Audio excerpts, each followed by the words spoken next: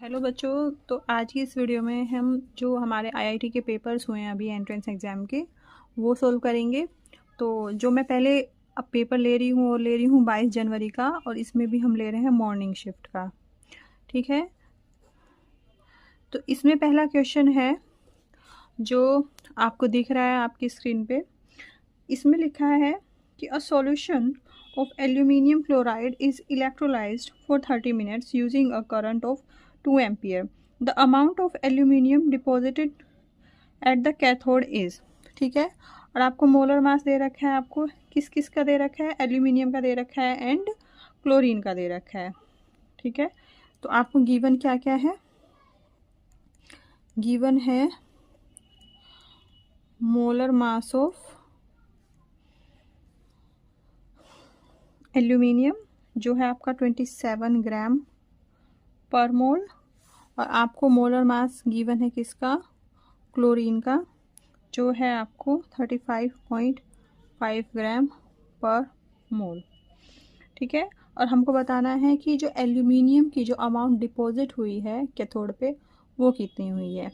तो देखिए, तो आपको कैसे पता चलेगा कि कितनी है, तो हमें पता है फॉर्मूला कि जो ग्राम इक्विवेलेंट है, जो ग्राम इक्विवेलेंट है ऑफ AL डिपॉजिटेड, ठीक है, वो किसके इक्वल होती है, वो होती है I इंटू टी अपॉन 96500। ठीक है, जो ये 96500 है ये है आपका फेराडे कांस्टेंट।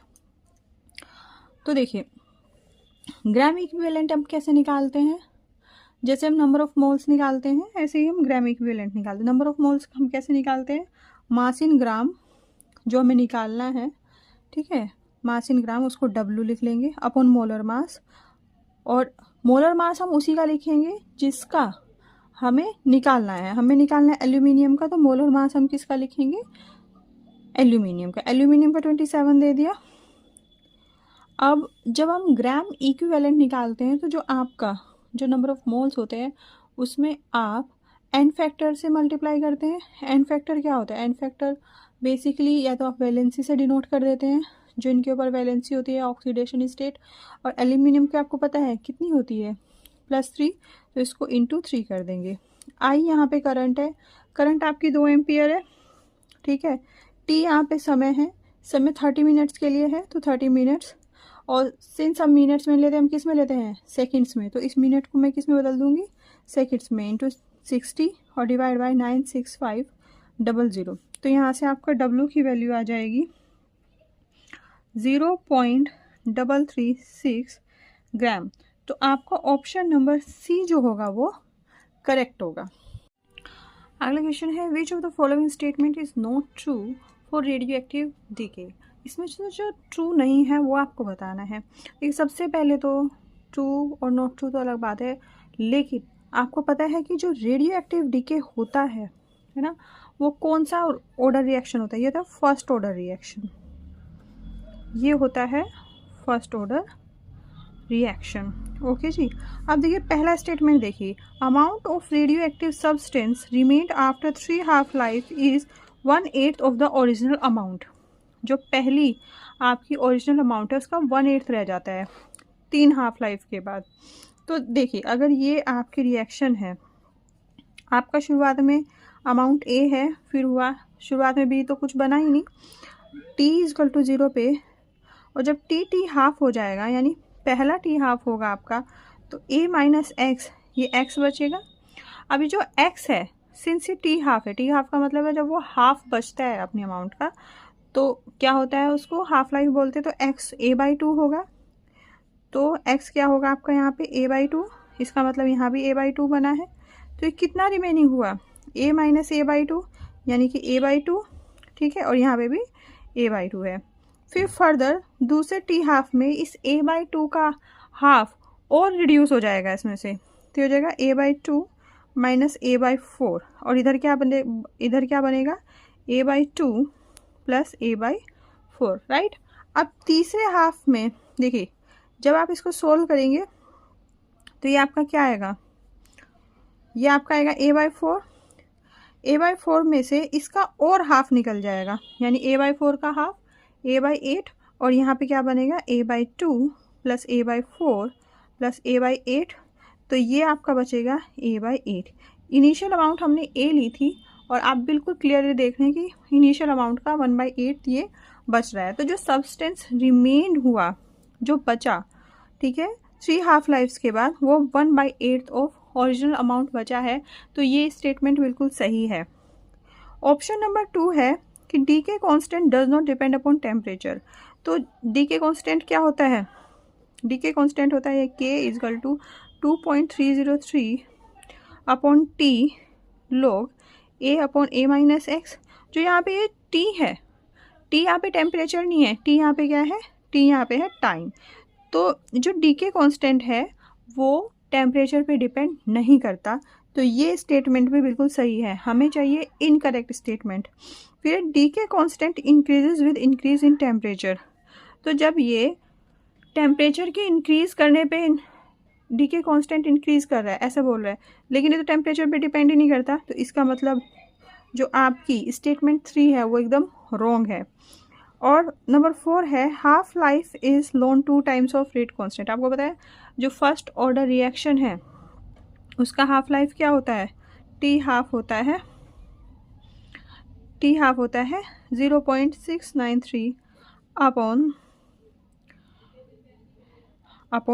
के, राइट। या फिर आप इसको कैसे लिखते हैं? ln 2 अपॉन के, ये होता है। तो यस, ये रेट कांस्टेंट के बिल्कुल जो हाफ लाइफ है रेट कांस्टेंट के इन्वर्सली प्रोपोर्शनल है। तो इसका मतलब 4th आपका स्टेटमेंट भी करेक्ट है। स्टेटमेंट 3 जो आपका है वो इनकरेक्ट है।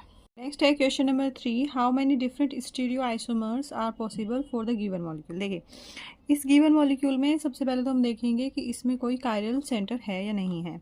तो ये नहीं है, ये नहीं है, ये नहीं है, तो ये वाला है, क्योंकि इसके जो इस कार्बन से जो चारों, तो कायरल सेंटर क्या होता है जिसमें चारों जो ग्रुप है कार्बन पे वो अलग अलग हो। तो आप इस पे देखेंगे तो इसके देखिए चारों ग्रुप जो हैं वो अलग अलग हैं। एक तरफ हाइड्रोजन, एक तरफ आपका मिथाइल ग्रुप, एक तरफ OH और एक तरफ ये पूरा ग्रुप, ठीक है जी, ये पूरा ग्रुप। तो देखिए जैसे ये ग्रुप है तो आप इसको क्या लिख सकते हैं और कैसे रिप्रेजेंट कर सकते हैं? ऐसे C और H, CH3, और एक तरफ ऐसे H, और एक तरफ जो ये आपका कायरल सेंटर है इसको, इसमें हम हाइड्रोजन अबव द प्लेन रखेंगे और जो OH है वो बिलो द प्लेन रखेंगे और जो CH3 है वो ऑन द प्लेन रखेंगे। हम पहले ये सेटिंग बिठा लेते हैं, ठीक है। फिर हम इसमें नंबरिंग करते हैं। तो इन दोनों ग्रुप्स में प्रायोरिटी किसको मिलेगी? CH3 का तो 1, इसको 2, ये 1, ये हो गया 2।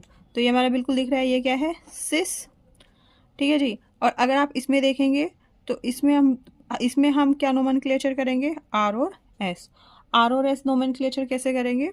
देखिए इसमें सबसे पहले प्रायोरिटी ऑक्सीजन को मिलेगी 1, फिर दूसरे जो आपका ये डबल बॉन्डेड कार्बन है इसको 2, और नंबर 3 मिलेगी मिथाइल को। तो जब आप इसको R एंड S नोमेनक्लेचर करने की कोशिश करेंगे तो आप देखेंगे तो ये 1 से लेके जब आप 3 तक जाएंगे ऐसे, तो ये क्लॉकवाइज घूम रहा है, लेकिन क्लॉकवाइज तो घूम रहा है, लेकिन आप देखेंगे जो लीस्ट प्रायोरिटी ग्रुप है वो अबव द प्लेन है। और जब least priority group above the plane होता है तो जो आपकी कॉन्फ़िगरेशन है वो एकदम रिवर्स होती है। तो इसकी जो कॉन्फ़िगरेशन होगी वो क्या होगी? S। तो एक तो हमारा क्या हो गया? S एंड सिस, एक स्टीरियो आइसोमर्स तो ये हो गया, ठीक है। फिर दूसरा ये है कि अब ये जो H है ये अपोजिट डायरेक्शन में हो सकते हैं, ऐसा तो है नहीं कि ये यहीं पे हो सकते हैं। और ये वाला ग्रुप हमारा जू का तू यहाँ पे आ सकता है। तो हमारा H अबव द प्लेन था, OH बिलो द प्लेन और CH3 ऑन द प्लेन। तो यहाँ पे ये हमारा ट्रांस हुआ। और जब इसमें आप प्रायोरिटी सेट करेंगे तो पहली प्रायोरिटी देखिए, प्रायोरिटी कैसे सेट करते हैं? जो कनेक्टेड एटम है, कनेक्टेड एटम का एटॉमिक नंबर जितना ज़्यादा होगा उसको पहली प्रायोरिटी मिलेगी। तो देखिए यहाँ ऑक्सीजन है, यहाँ कार्बन है, यहाँ हाइड्रोजन है, कार्बन है। तो ऑक्सीजन का जो एटॉमिक नंबर है सबसे ज़्यादा है तो ऑक्सीजन को फर्स्ट प्रायोरिटी मिल गई। अब इसमें और इसमें कॉम्पिटिशन है, तो कार्बन से आगे कौन सा ग्रुप अटैच है, हाइड्रोजन, और यहाँ पे कार्बन, इस वाले ग्रुप में कार्बन से अगला जो एटम है वो है आपका कार्बन, तो सेकंड प्रायोरिटी इसको मिलेगी और थर्ड मिलेगी आपकी इसको। तो इसका हमने नोमेनक्लेचर ऊपर कर ही लिया था, ये हमारा था एस, तो एक हमारा हो गया एस ट्रांस, तो एक एस सिस हो गया और एक एस ट्रांस हो गया। अब इसी तरह से अगर ये ग्रुप सेटिंग, बाकी सारे ग्रुप्स की सेटिंग्स ऐसे ही हैं, लेकिन ये वाला ग्रुप अगर ऐसे हो, यहाँ पे OH हो और ये आपका H बिलो द प्लेन हो और CH3 आपका क्या हो, ऑन द प्लेन हो, और ये आपका आ गया बाकी का ग्रुप, तो इसमें फिर से प्रायोरिटी देंगे। तो पहली प्रायोरिटी OH की थी हमारी, दूसरी इसकी, और तीसरी मिथाइल ग्रुप की। अब आप देखेंगे ये कैसे घूम रहा है क्लॉकवाइज, तो इसका जो कॉन्फ़िगरेशन होगा वो होगा R, और ये क्या होगा, सिस। ठीक है, R क्यों हो गया, क्योंकि जो लीस्ट प्रायोरिटी ग्रुप है जो हाइड्रोजन है वो बिलो द प्लेन है, दैट इज़ वाई इसका जो कॉन्फ़िगरेशन होगा वो क्या होगा, R। इसी तरह से अगर ये दोनों हाइड्रोजन अपोजिट साइड में हो, ठीक है, तो हमारा क्या आएगा, तो हमारा क्या आएगा, R ट्रांस। तो इसकी जो total number of stereo isomer possible हैं वो कितने आए हमारे, 4। तो इसका option number 4 is the correct answer. Question number 4 है, which of the following electronegativity order is incorrect. इनमें से आपको बताना है कि इनकरेक्ट कौन सा है। तो देखिए, सबसे पहले आपको पता होना चाहिए कि इलेक्ट्रोनेगेटिविटी ऑर्डर है क्या। तो जब आप सेकंड पीरियड में जाएंगे तो सेकंड पीरियड क्या होता है, ये lithium, beryllium, boron, carbon, nitrogen, oxygen and fluorine. तो अगर पॉलिंग स्केल पे देखें, पॉलिंग स्केल पे अगर आप देखें तो इनकी इलेक्ट्रोनेगेटिविटी क्या होती है।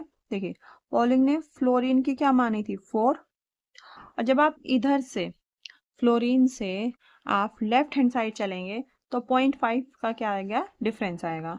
तो ऑक्सीजन की कितनी होगी, 3.5, नाइट्रोजन का 3 होगा, कार्बन का 2.5, बोरोन का 2, बेरिलियम का 1.5 और लिथियम का होगा 1। ठीक है, जब आप इन्हीं के रेस्पेक्टिव ग्रुप में नीचे जाएंगे तो आपकी क्या होगी, इलेक्ट्रोनेगेटिविटी फर्दर डिक्रीज होगी। तो इसके नीचे का जो एलिमेंट है वो क्या है, सोडियम, क्योंकि जो हमारे ऑप्शंस हैं उसमें क्या है, उसमें थर्ड पीरियड के एलिमेंट्स हैं।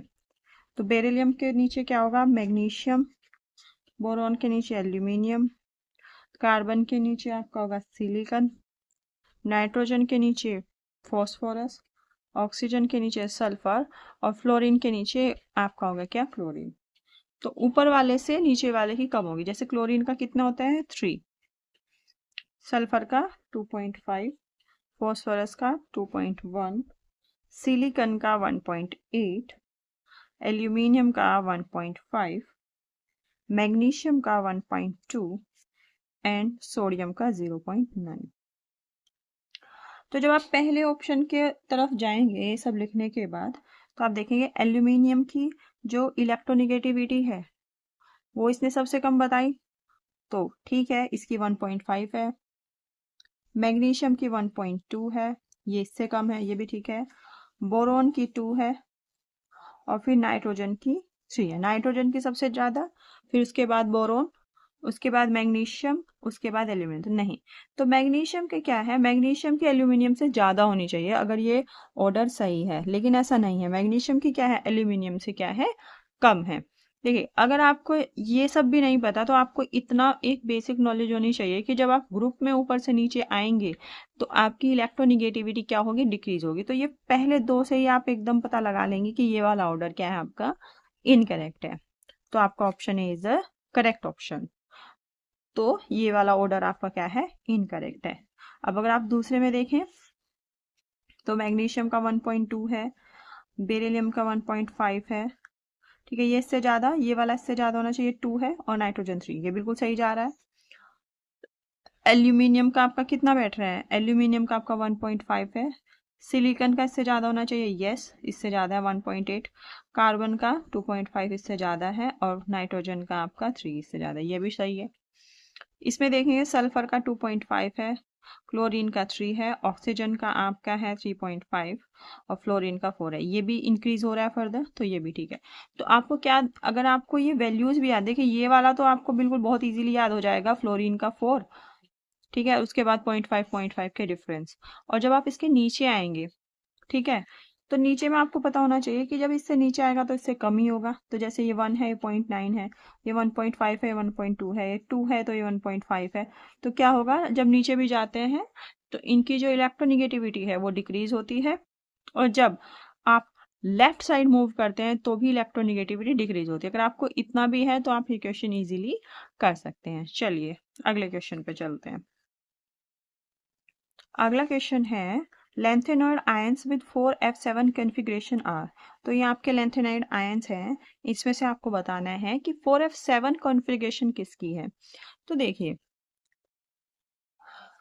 अगर आप पहले वाले की बात करें यूरोपियम की, तो इसका जो एटॉमिक नंबर होता है 63, ठीक है जी।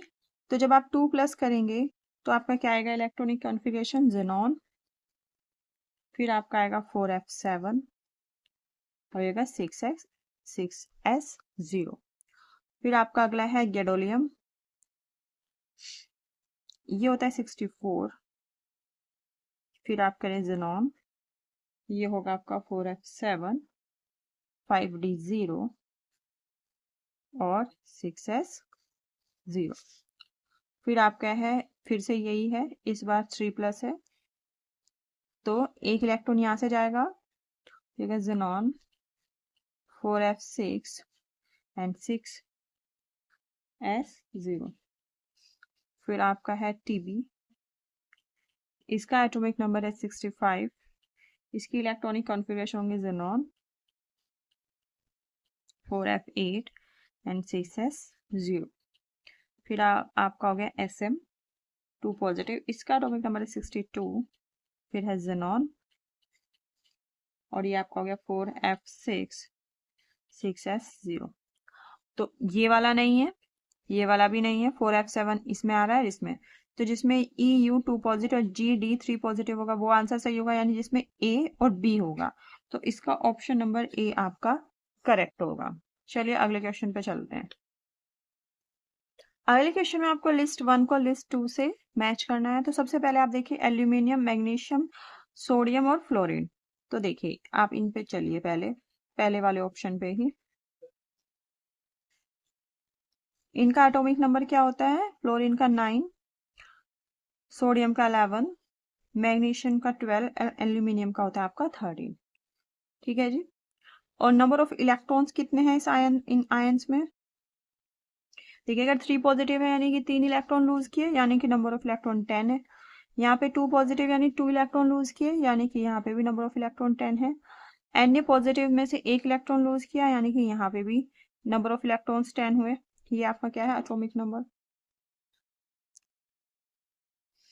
और फ्लोरीन ने 1 इलेक्ट्रॉन गेन किया, तो ये भी कितना हुआ, 9 + 1 10, यानी कि नंबर ऑफ इलेक्ट्रॉन्स तो सब में क्या है, सेम है, ठीक है।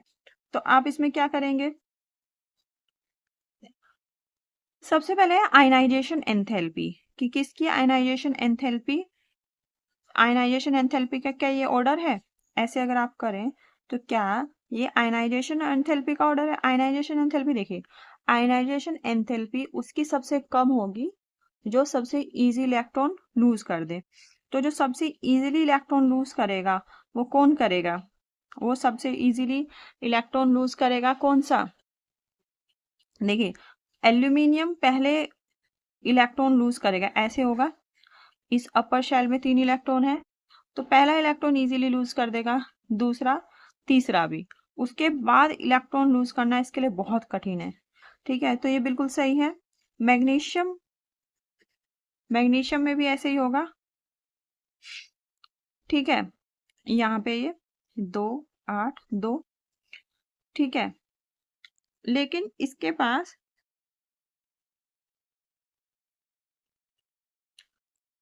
क्वेश्चन नंबर 6 देखिए, इसमें आपको लिस्ट 1 को लिस्ट 2 से मैच करना है।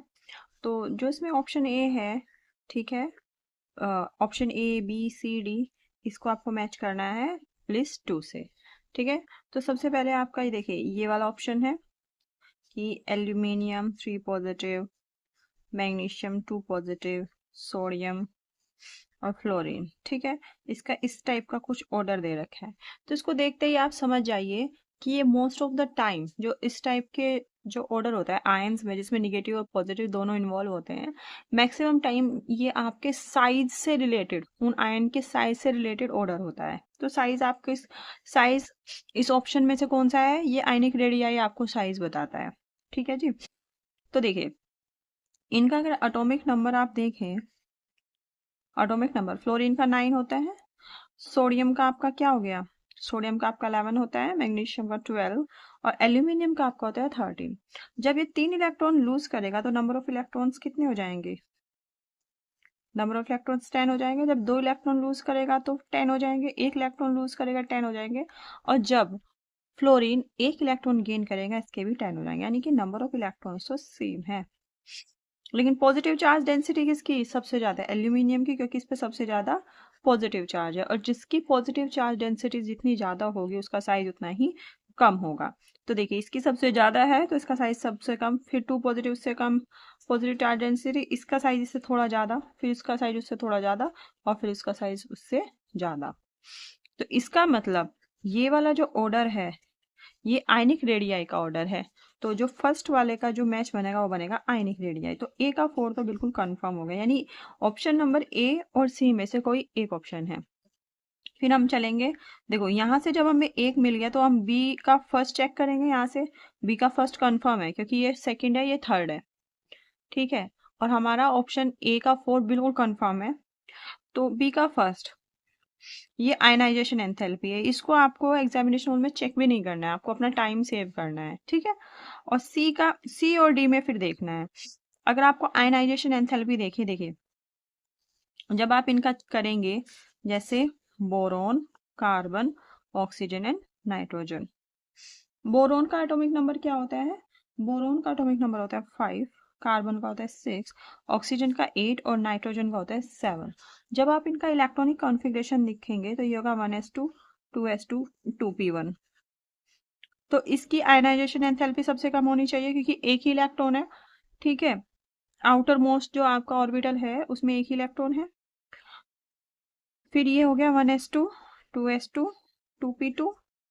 ऑक्सीजन का हो जाएगा 1s2, 2s2, 2p4 और ये जाएगा 1s2, 2s2, 2p3। देखिए ये एग्जैक्टली हाफ फिल्ड आपका इलेक्ट्रॉनिक कॉन्फ़िगरेशन है। इसका मतलब इसमें से इलेक्ट्रॉन निकालना बहुत ही कठिन है, यानी कि इसकी आयनाइजेशन एंथैल्पी सबसे ज़्यादा होगी। फिर इसमें एग्जैक्टली हाफ फिल के बाद एक एक्स्ट्रा इलेक्ट्रॉन है जो 2p वाला आप बनाएंगे, 1 2 3, ये एग्जैक्टली हाफ फिल्ड हुआ, और इसमें एक और है तो ये है। तो इसमें क्या है, इसकी जो आयनाइजेशन एंथैल्पी है ये कंपैरेटिवली कम होगी, किससे, नाइट्रोजन से, क्योंकि नाइट्रोजन में क्या है, एग्जैक्टली हाफ फिल्ड है। फिर आप अगर कार्बन में आ जाएंगे तो 2 इलेक्ट्रॉन है। तो फिर ऑक्सीजन के बाद, ऑक्सीजन से ज्यादा कार्बन क्यों हो गया, ऐसा क्यों, क्योंकि इसमें 2 इलेक्ट्रॉन है, दोनों एक दूसरे को रिपेल करेंगे। ठीक है, तो यहाँ पे थोड़ी सी आयनाइजेशन एंथैल्पी ज्यादा होगी और इसकी सबसे कम होगी क्योंकि इसमें एक ही इलेक्ट्रॉन है। तो इजीली जो आपका होगा क्या होगा, इजीली आपका इलेक्ट्रॉन निकल जाएगा।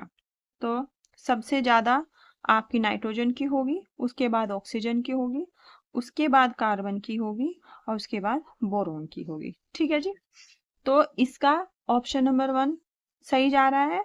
फिर आप देखिए बी का फर्स्ट, बी का फर्स्ट ये तो कंफर्म है। आप देखिए सी का सेकंड है या थर्ड है, तो सी का है सेकंड और थर्ड में देखिए कि मेटेलिक कैरेक्टर है इलेक्ट्रोनेगेटिविटी। अब देखिए सी का अगर आप देखें तो देखिए जो मेटेलिक कैरेक्टर है, जैसे जैसे मेटेलिक कैरेक्टर उसका सबसे ज्यादा होता है जिसकी इलेक्ट्रॉन देने की टेंडेंसी सबसे ज्यादा हो। तो पोटेशियम की इलेक्ट्रॉन देने की टेंडेंसी ज्यादा होगी क्योंकि जैसे ही आप ग्रुप में नीचे आते हैं, इसके ग्रुप में अगर आप बात करें तो लिथियम, सोडियम, पोटेशियम, ठीक है, इसका एटॉमिक नंबर होता है 18 और इसका ऐसे कॉन्फ़िगरेशन बनता है, तो एक इलेक्ट्रॉन ये बहुत इजीली देगा और नंबर ऑफ शेल्स बढ़ गए तो ये और इजीली देगा, यानी कि इसका मेटलिक कैरेक्टर सबसे ज़्यादा है। मैग्नीशियम, मैग्नीशियम की बात करेंगे, मैग्नीशियम का तो 12 होता है, ठीक है, ये हो जाएगा 2 8 2, ठीक है। तो इसका मतलब मैग्नीशियम का 2 8 2 है, ऐसे आपके शेल है, यहाँ पे 2 इलेक्ट्रॉन है, तो इसका क्या है, मैग्नीशियम भी अपना इलेक्ट्रॉन इजीली दे पाएगा, वो भले ही 2 हो लेकिन फिर भी दे देगा। फिर एल्यूमिनियम के में ऐसे 3 इलेक्ट्रॉन है, आउटर मोस्ट जो आपका शेल है, एल्यूमिनियम का 13 होता है। तो मैग्नीशियम ज्यादा इजीली दे देगा क्योंकि इसमें कंपटीशन कम है, सिर्फ 2 ही इलेक्ट्रॉन है। एल्यूमिनियम में 3 इलेक्ट्रॉन्स है, तो ये थोड़ा कठिनाई से देगा। और बोरोन, बोरोन का क्या है इलेक्ट्रॉनिक कॉन्फ़िगरेशन, बोरोन का है 2 और 3, इसमें आउटर मोस्ट में 3 है और ऊपर से 2 ही शेल है, तो बोरोन का जो यहाँ पे न्यूक्लियस है उससे भी इनका अट्रैक्शन ज्यादा होगा, ऊपर से 3 इलेक्ट्रॉन है, तो इसका मतलब ये और ज्यादा कठिनाई से देगा। तो ये जो मेटेलिक कैरेक्टर का जो ऑर्डर है बिल्कुल सही है, यानी कि पोटेशियम सबसे ज्यादा इजीली इलेक्ट्रॉन देगा, तो पोटेशियम का मेटेलिक कैरेक्टर सबसे ज्यादा होगा, फिर मैग्नीशियम का, फिर एल्यूमिनियम का और फिर बोरोन का। देखिए अब आप बोलोगे एल्यूमिनियम और इसमें तो बोरोन में 3 3 इलेक्ट्रॉन है, फिर बोरोन का मेटेलिक कैरेक्टर कम क्यों हुआ, ये इसलिए हुआ क्योंकि इसमें देखिए 3 शेल है और इसमें कितने शेल है, 2 शेल है, तो इसका अट्रैक्शन ज्यादा होगा, ज्यादा मुश्किल से अपना इलेक्ट्रॉन देगा एज कंपेयर टू एल्यूमिनियम, इसलिए एल्यूमिनियम का मेटेलिक कैरेक्टर ज्यादा है। तो ऑप्शन सी का क्या बैठा, सेकंड। ऑप्शन डी में आ जाओ, ऑप्शन डी में क्या क्या है, थर्ड। देखिए ऑप्शन सी बिल्कुल सही जा रहा है, तो डी का थर्ड ही बैठेगा। तो डी का क्या है, इलेक्ट्रोनिगेटिविटी, इलेक्ट्रोनिगेटिविटी का अभी आपने क्वेश्चन किया है, ठीक है, कि आपको पहले पॉलिंग स्केल पे आप लिख लेंगे सेकंड ग्रुप का, सेकंड पीरियड का, क्योंकि वो इजी बनता है,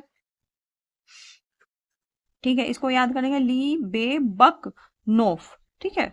और फ्लोरीन का 4, ऑक्सीजन का 3.5, नाइट्रोजन का 3, कार्बन का 2.5, बोरोन का 2, इसका 1.5 और इसका 1, ये तो बिल्कुल सही पता है। फिर इसके बाद यहाँ पे सोडियम आ जाएगा, यहाँ पे मैग्नीशियम, यहाँ पे एल्यूमिनियम, यहाँ पे सिलिकॉन, यहाँ पे फॉस्फोरस, यहाँ पे सल्फर और यहाँ पे क्लोरीन। क्लोरीन का 3 था और मैंने बताया था इसके नीचे क्या हो जाते हैं कि कम हो जाते हैं, सपोज मुझे इनका पता नहीं है लेकिन मुझे ये पता है कि जैसे ही आप ग्रुप में नीचे आ जाते हो इनके ऊपर वाले से कम होती है इलेक्ट्रोनिगेटिविटी। तो अब आप देखिए ये ऑर्डर दे रखा है,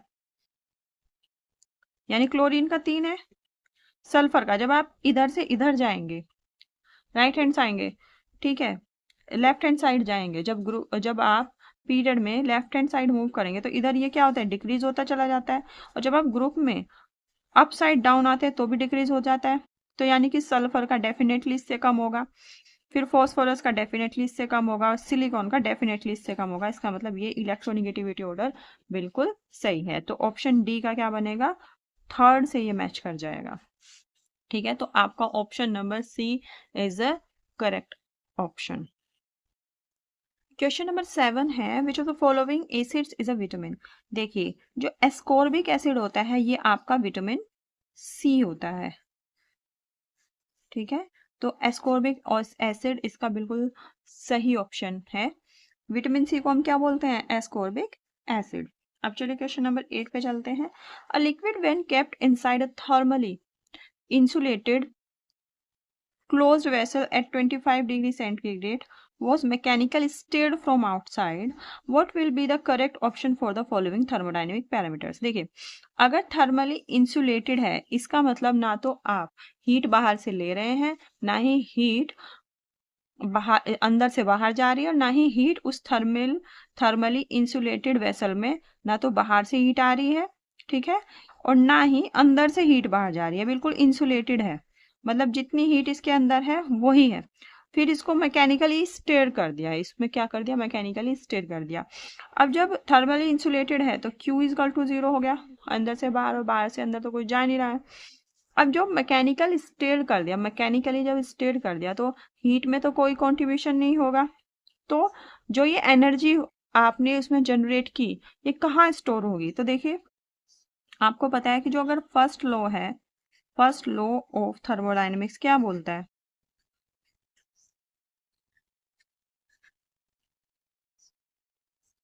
कि जब आप किसी सिस्टम को हीट देते हैं तो उससे उसकी इंटरनल एनर्जी चेंज होती है और कुछ क्या होता है, वर्क डन हो जाता है। ठीक है, तो अब आप देखिए, अब Q तो जीरो है क्योंकि थर्मली इंसुलेटेड है, तो Q जीरो हुआ, तो ये हुआ W U, del U is equal to हो जाएगा W के बराबर। यानी कि जितनी भी आपने एनर्जी दी वो आपकी इंटरनल एनर्जी चेंज में क्या हो जाएगी, कंज्यूम हो जाएगी। और जो इंटरनल एनर्जी चेंज जितना होगा वही किसके इक्वल होगा, वही इक्वल होगा वर्क डन के।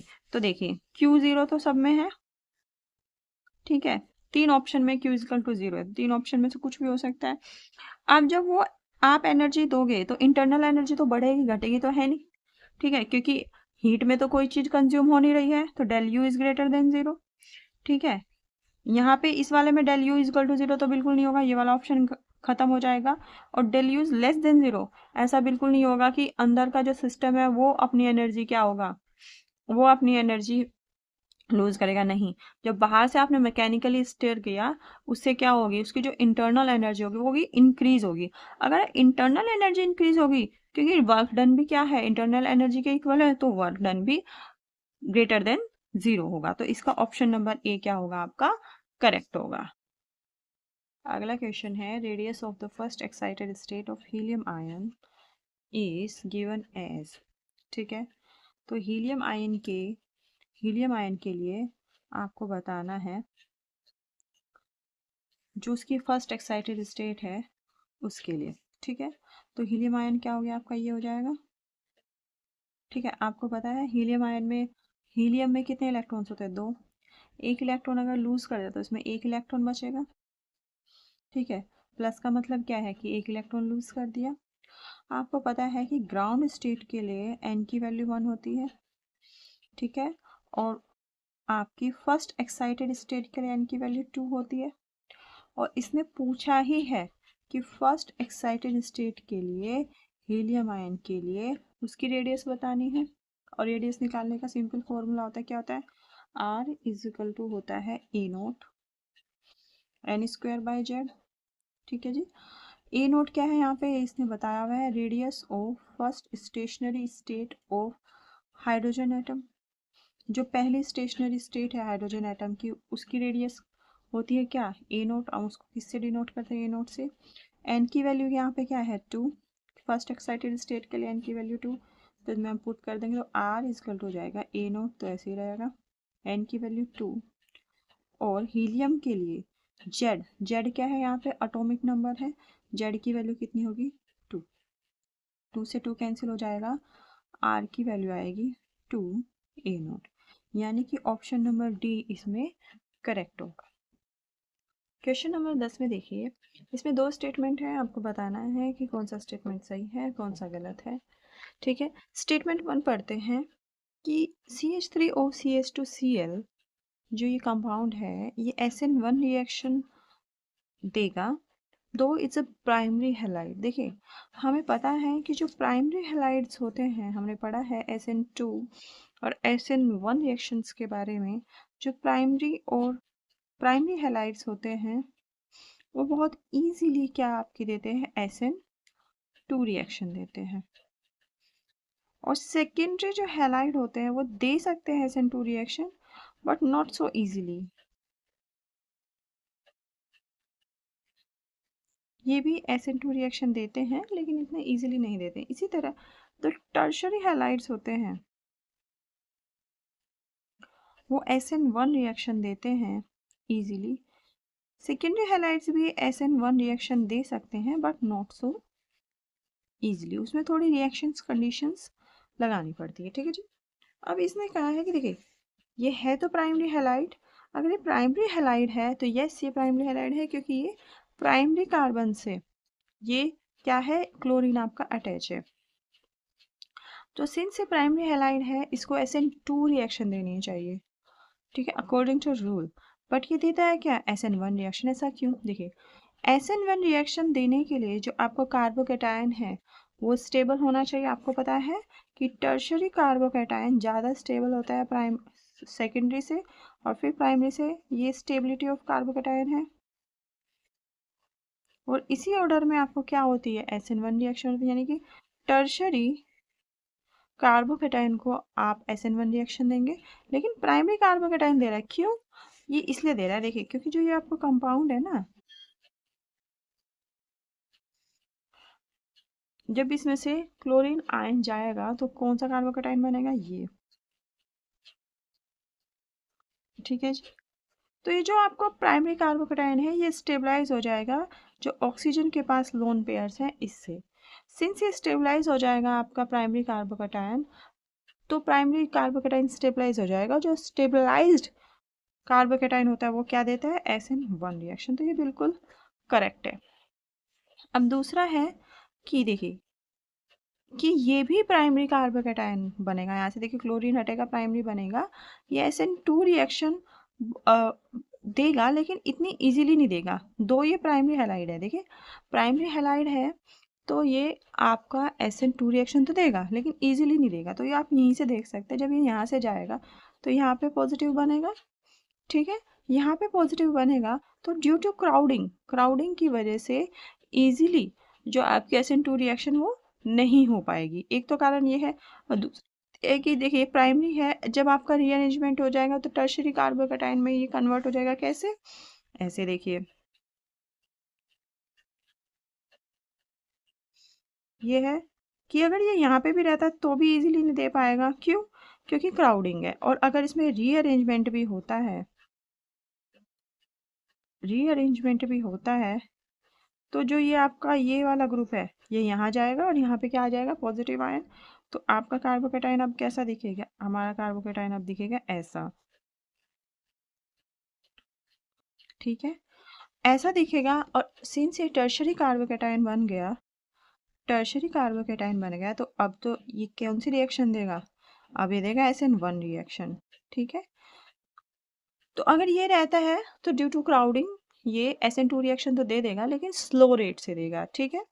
और अगर रीअरेंजमेंट हो जाता है तो SN2 रिएक्शन नहीं देगा, फिर ये देगा SN1 रिएक्शन, क्योंकि अब जो हमारा कार्बोकेटाइन है वो ज़्यादा स्टेबलाइज हो जाएगा। इस क्वेश्चन में कहा गया है कि दो स्टेटमेंट दिए गए हैं। पहला स्टेटमेंट है कि 1 mole of propyne reacts with excess of sodium to liberate half a mole of H2 gas, ठीक है। तो 1 मोल ऑफ प्रोपाइन, प्रोपाइन की क्या फॉर्मूला होता है, molecular formula CH3C triple bond CH। जब आप एक्सेस ऑफ सोडियम से इसकी रिएक्शन कराते हैं तो ये क्या बनाएगा, ये हाइड्रोजन निकल जाएगा यहाँ से, कैसे, as a half mole of H2 gas, ठीक है जी। और यहाँ पे ये माइनस और यहाँ पे ये प्लस। तो पहला स्टेटमेंट बिल्कुल सही है। आपको पता है कि जो ट्रिपल बॉन्ड वाला होता है sp हाइब्रिडाइज, जो आपके जो sp हाइब्रिडाइज जो आपका कंपाउंड होता है वो क्या होता है, एसिड, उसमें क्या होता है, एसिडिक हाइड्रोजन होता है, तो ये जो सोडियम है इसको इजीली रिमूव कर देगा। स्टेटमेंट 2 बोलता है कि 4 gram of propyne reacts with NaNH2 to liberates ammonia gas which occupies 2 to 4 ml at STP। देखिए इस बार इसकी रिएक्शन करा दी NaNH2 से, तो ये एसिडिक होता ही है, ये बेसिक होता है, तो यहाँ से एक हाइड्रोजन ले लेगा, ये क्या बनेगा, CH3C triple bond C Na, ये तो बनेगा ही, प्लस अमोनिया, ठीक है। क्योंकि ये कैसे टूटेगा, आपका Na पॉजिटिव और NH2 निगेटिव, यहाँ से H पॉजिटिव आएगा, ये अमोनिया में कन्वर्ट हो जाएगा, और ये Na पॉजिटिव यहाँ पे अटैच हो जाएगा, ठीक है। अब इसने बोला है कि 4 ग्राम ऑफ प्रोपाइन जब हम यूज करते हैं तो अमोनिया कितनी निकलती है, इसने बोला है 2 to 4 ml। क्या ये सही है, क्या ये सही है कि 4 ग्राम ऑफ प्रोपाइन जब रिएक्ट करेगा NaNH2 से 2 to 4 ml ऑफ अमोनिया निकलेगी। चलिए देखिए, इसके लिए आपको आना चाहिए मोल कंसेप्ट, यहाँ से आ जाइए कि जब 1 मोल रिएक्ट कर रहा है प्रोपाइन का 1 मोल ऑफ NaNH2 से, तो आपका 1 मोल ऑफ क्या मिल रहा है, ये कंपाउंड, और 1 मोल मिल रहा है अमोनिया, ठीक है। जब आप इसका मोल और मास निकालेंगे, कैसे निकालेंगे? कार्बन का कितना होता है? 12 प्लस 3 प्लस 12 प्लस 12 प्लस 1, तो ये कितना हो जाएगा? ये हो जाएगा 40। तो 40 ग्राम आपका प्रोपाइन कितने लीटर देगा? तो आपको पता है 1 मोल में 40 ग्राम होते हैं, जो मास होता है वो 1 मोल में कितना होता है? 40 ग्राम। तो 1 मोल में कितना मिलेगा? देखिए यहाँ पे जो इसने बोला है ना, यहाँ पे वॉल्यूम की टर्म में बोला है, और 1 मोल का जो वॉल्यूम होता है किसी भी गैस का वो होता है 22.4 ml, नहीं 22.4 लीटर। और जब आप इस लीटर को ml में बदलेंगे ये हो गया 22400 ml, यानी कि 40 ग्राम ऑफ प्रोपाइन आपको देगा 22400 ml ऑफ अमोनिया। लेकिन इसने बोला 4 ग्राम, तो 4 ग्राम कितना देगा? 4 ग्राम देगा 22400, ये 40 यहाँ डिवाइड में आ जाएगा और इंटू 4, ये हो जाएगा 10, यहाँ से यहाँ ये देगा 2240 ml। क्या ये 2240 ml क्वेश्चन में बोला हुआ है? देखते हैं। नहीं, यहाँ पे बोला है 224 ml, नहीं इतना नहीं देगा। कितना देगा वॉल्यूम? 2240 ml अमोनिया देगा। तो सेकंड वाला इनकरेक्ट हो गया, ये इनकरेक्ट हो गया, और फर्स्ट वाला करेक्ट हो गया, यानी कि ऑप्शन ए आपका करेक्ट ऑप्शन है। क्वेश्चन नंबर 12 देखिए, a vessel eight 1000 Kelvin contains CO2 with a pressure of 0.5 atmosphere. Some of CO2 is converted into CO on addition of graphite. If total pressure at equilibrium is 0.8 atmosphere, then Kp is. तो सबसे पहले आप reaction लिख देंगे। एक vessel है उसमें CO2 है और कितने टेम्परेचर पे है? ये है 1000 केल्विन पे, और इसका प्रेशर 0.5 एटमॉस्फेयर है। ठीक है, इस CO2 से कुछ CO2 कन्वर्ट हो गई CO से जब हमने ग्रेफाइट ऐड किया। ग्रेफाइट का क्या फॉर्मूला होता है? C, ये तो सॉलिड होता है। जब हमने इसमें थोड़ा सा ग्रेफाइट ऐड किया तो ये किस में कन्वर्ट हो गई? CO, यानी कार्बन मोनोऑक्साइड गैस में कन्वर्ट हो गई। जब ये कार्बन से रिएक्ट करेगी तो इसका कुछ प्रेशर कम हो जाएगा। सपोज वो प्रेशर x कम हुआ, और यहाँ पे कितना हो जाएगा? ये कितना, अगर यहाँ से x कम हुआ तो यहाँ पे कितना प्रेशर होगा कार्बन मोनोऑक्साइड का? 2 × x। जितना कम होता है और जितना बनता है उससे मल्टीप्लाई हो जाती है। ठीक है, अब इसने कहा है कि टोटल प्रेशर तो 0.8 है, 0.5 टोटल प्रेशर तो 0.5 एटमॉस्फेयर है। ठीक है, देखिए जब प्रेशर होता है ना हमेशा गैस का होता है, तो सॉलिड का हम कंसीडर बिल्कुल नहीं करेंगे। ठीक है, तो 0.5 माइनस x प्लस x, ये टोटल प्रेशर दे दिया कितना? 0.5। 0.5 नहीं, यहाँ पे 0.8 आपका ये प्रेशर बैठेगा। ठीक है जी, तो ये यहाँ पे 0.8 टोटल प्रेशर है इसमें। तो जब आप यहाँ से x की वैल्यू निकालेंगे, x की वैल्यू यहाँ से आपकी आएगी 0.3। ठीक है जी, उसके बाद आपको क्या करना है? Kp क्या होता है? Kp हो जाएगा जो प्रोडक्ट्स में गैस है उसका स्क्वायर, 2x, सिंस यहाँ 2 स्टोइकियोमेट्रिक कोफिशिएंट है तो ये पावर में चला जाएगा, ये 2 डिवाइड बाय जो आपका रिएक्टेंट है उसका प्रेशर 0.5 माइनस x। यहाँ पे आप x की वैल्यू रख लेंगे तो आपका Kp की वैल्यू आ जाएगी। 2 × x की वैल्यू 0.3 है। ठीक है, और 0.5 माइनस 0.3 ये 0.2 हो जाएगा, तो 2 × 0.3 × 0.3 अपॉन 0.2, ये हो जाएगा, और इंटू 2 × 0.3 का स्क्वायर तो एक 2 हो रहेगा।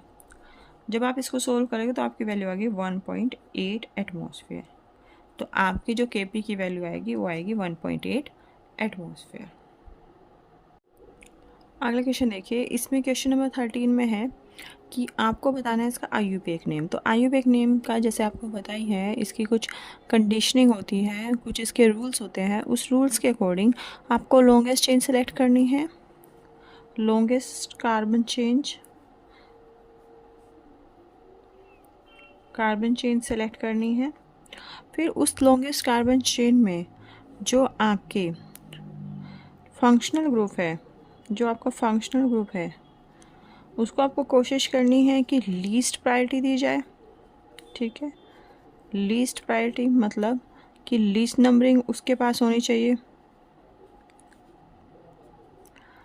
ओके, तो इसमें देखिए आपका जो फंक्शनल ग्रुप है, फिर फंक्शनल ग्रुप में भी आपका है कि मैक्सिमम प्रायोरिटी किसको दी जाएगी, उसके बाद किसे दी जाएगी, उसके बाद किसे दी जाएगी।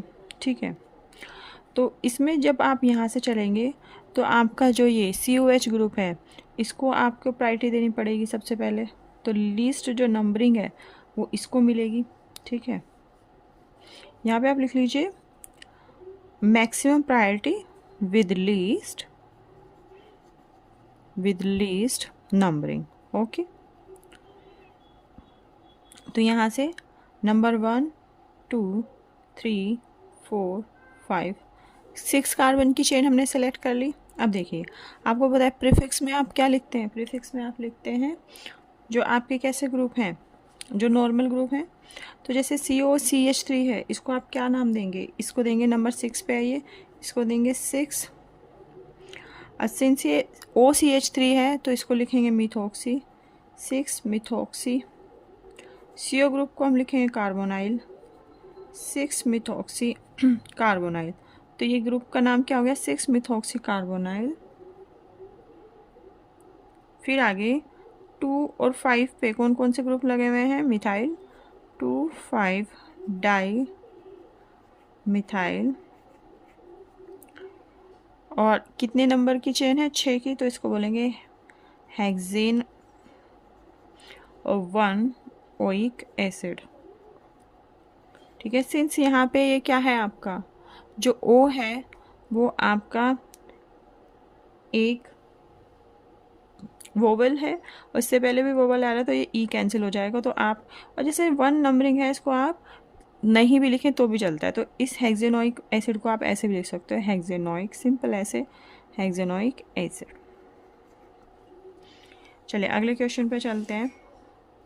क्वेश्चन नंबर 14 में बोलता है which of the following electrolyte can be used to obtain H2S2O8 by the process of electrolysis.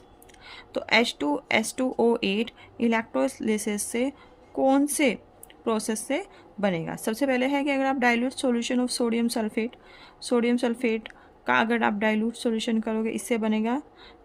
दूसरा है dilute solution of sulphuric acid. ठीक है, फिर है concentrated solution of sulphuric acid. और फोर्थ है acidified dilute solution of sodium sulphate. मतलब इसमें एसिड भी होगा और सोडियम सल्फेट भी होगा। तो इसका ऑप्शन नंबर C करेक्ट है। जो H2S2O8 है ये आपको मिलता है concentrated solution of sulphuric acid के किससे, इलेक्ट्रोलिसिस से। और उसमें क्या क्या रिएक्शन होगी देखिए, सल्फ्यूरिक एसिड कैसे ब्रेक होता है, H positive plus HSO4 minus में। ठीक है जी, उसके बाद एनोड पे क्या होगा, एनोड पे आपको पता है इलेक्ट्रॉन लूज होता है तो एनोड पे ये जाएगा तो HSO4 ये इलेक्ट्रॉन लूज कर देगा और ये बनेगा H2S2O8 जो हमें चाहिए। और यहाँ पे कितने इलेक्ट्रॉन लूज कर देगा, 2 इलेक्ट्रॉन लूज करेगा। और कैथोड पे आपको पता है कैथोड पे इलेक्ट्रॉन गेन होता है तो कैथोड पे ये जाएगा 2H पॉजिटिव और यहाँ से 2 इलेक्ट्रॉन ये लेगा और ये बना देगा आपका H2 गैस। ठीक है जी, तो ये आपकी रिएक्शन होगी, ऑप्शन नंबर C जो होगा आपका करेक्ट होगा। चलिए क्वेश्चन नंबर 15 देखिए, इसमें देखिए the compounds which give Fehling test are. इसमें से आपको बताना है इन कंपाउंड्स में से फेलिंग टेस्ट कौन कौन से कंपाउंड आपके देंगे। तो सबसे पहले आपको पता होना चाहिए कि फेलिंग टेस्ट में क्या होता है, फेलिंग टेस्ट कैसे होता है। तो देखिए फेलिंग टेस्ट में सबसे ज़्यादा जो इम्पोर्टेंट होता है वो होता है फेलिंग सॉल्यूशन, जिसकी हेल्प से हम ये टेस्ट करते हैं। और जो फेलिंग सॉल्यूशन है ये एकदम फ्रेशली प्रिपेयर्ड करते हैं, मतलब जब आपको टेस्ट करना होता है तभी आप साथ के साथ इसको बनाते हैं और टेस्ट करते हैं, ठीक है, पहले से बना के नहीं रखते हैं। तो जो आपका फेलिंग सॉल्यूशन होता है ये होता है, इसका कलर जो होता है डीप ब्लू कलर होता है इसका, और ये एल्केलाइन सॉल्यूशन होता है, डीप ब्लू कलर का एल्केलाइन सॉल्यूशन होता है, ठीक है। और इस सॉल्यूशन का जो यूज होता है वो होता है to determine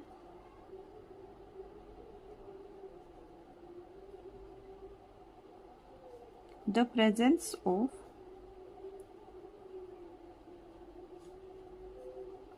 CHO group in the compound, ठीक है। तो आपको CHO ग्रुप जो कंपाउंड में प्रेजेंट होगा वो आइडेंटिफाई करने के लिए ये सॉल्यूशन यूज होता है। अब क्वेश्चन आएगा कि ये सॉल्यूशन होता क्या है, ठीक है। तो सबसे पहले आपको फेलिंग टेस्ट बताते हैं। फेलिंग टेस्ट क्या होता है? फेलिंग टेस्ट में क्या होता है, आप फेलिंग टेस्ट लोगे, फेलिंग सॉल्यूशन लोगे, ठीक है, जिसका कलर अभी बताया, जिसका कलर होता है डीप ब्लू कलर का होता है, ठीक है। फिर आप सब्सटेंस लोगे, जो भी आपका सब्सटेंस है जिसमें आपको चेक करना है,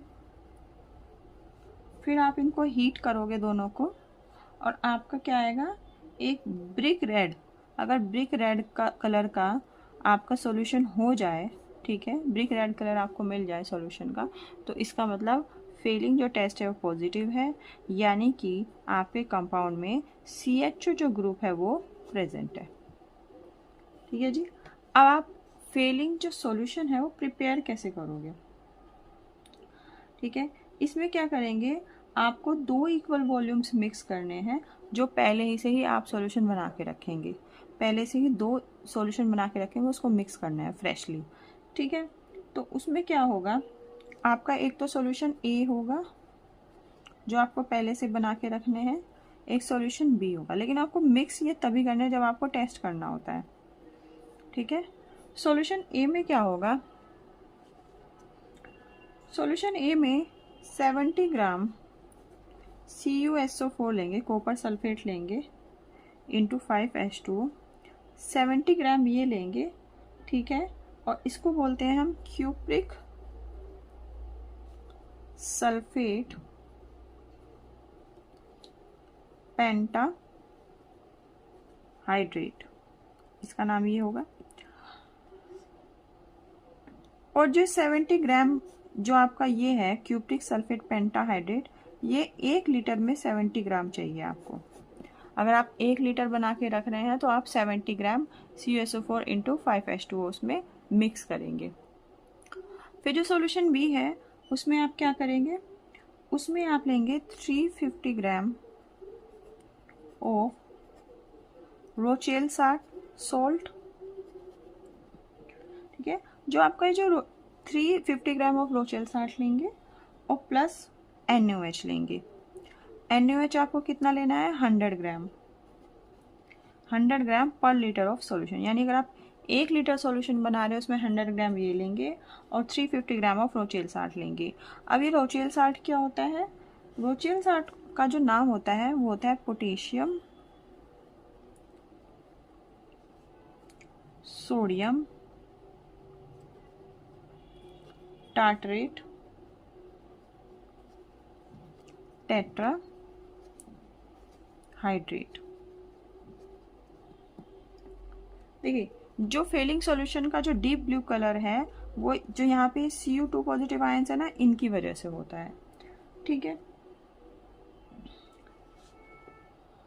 और इसकी वजह से क्यों होता है, क्योंकि जब इन दोनों सॉल्यूशंस को आप मिक्स करेंगे तो Cu2 पॉजिटिव आयन है ये रोचेल साल्ट के साथ मिलके आपका एक कॉम्प्लेक्स बना लेगा, और उस कॉम्प्लेक्स का नाम क्या है, जब आप इसको मिक्स करेंगे तो ये रोचेल साल्ट के साथ मिलके एक कॉम्प्लेक्स बना लेगा, उस कॉम्प्लेक्स को बोलते हैं बिस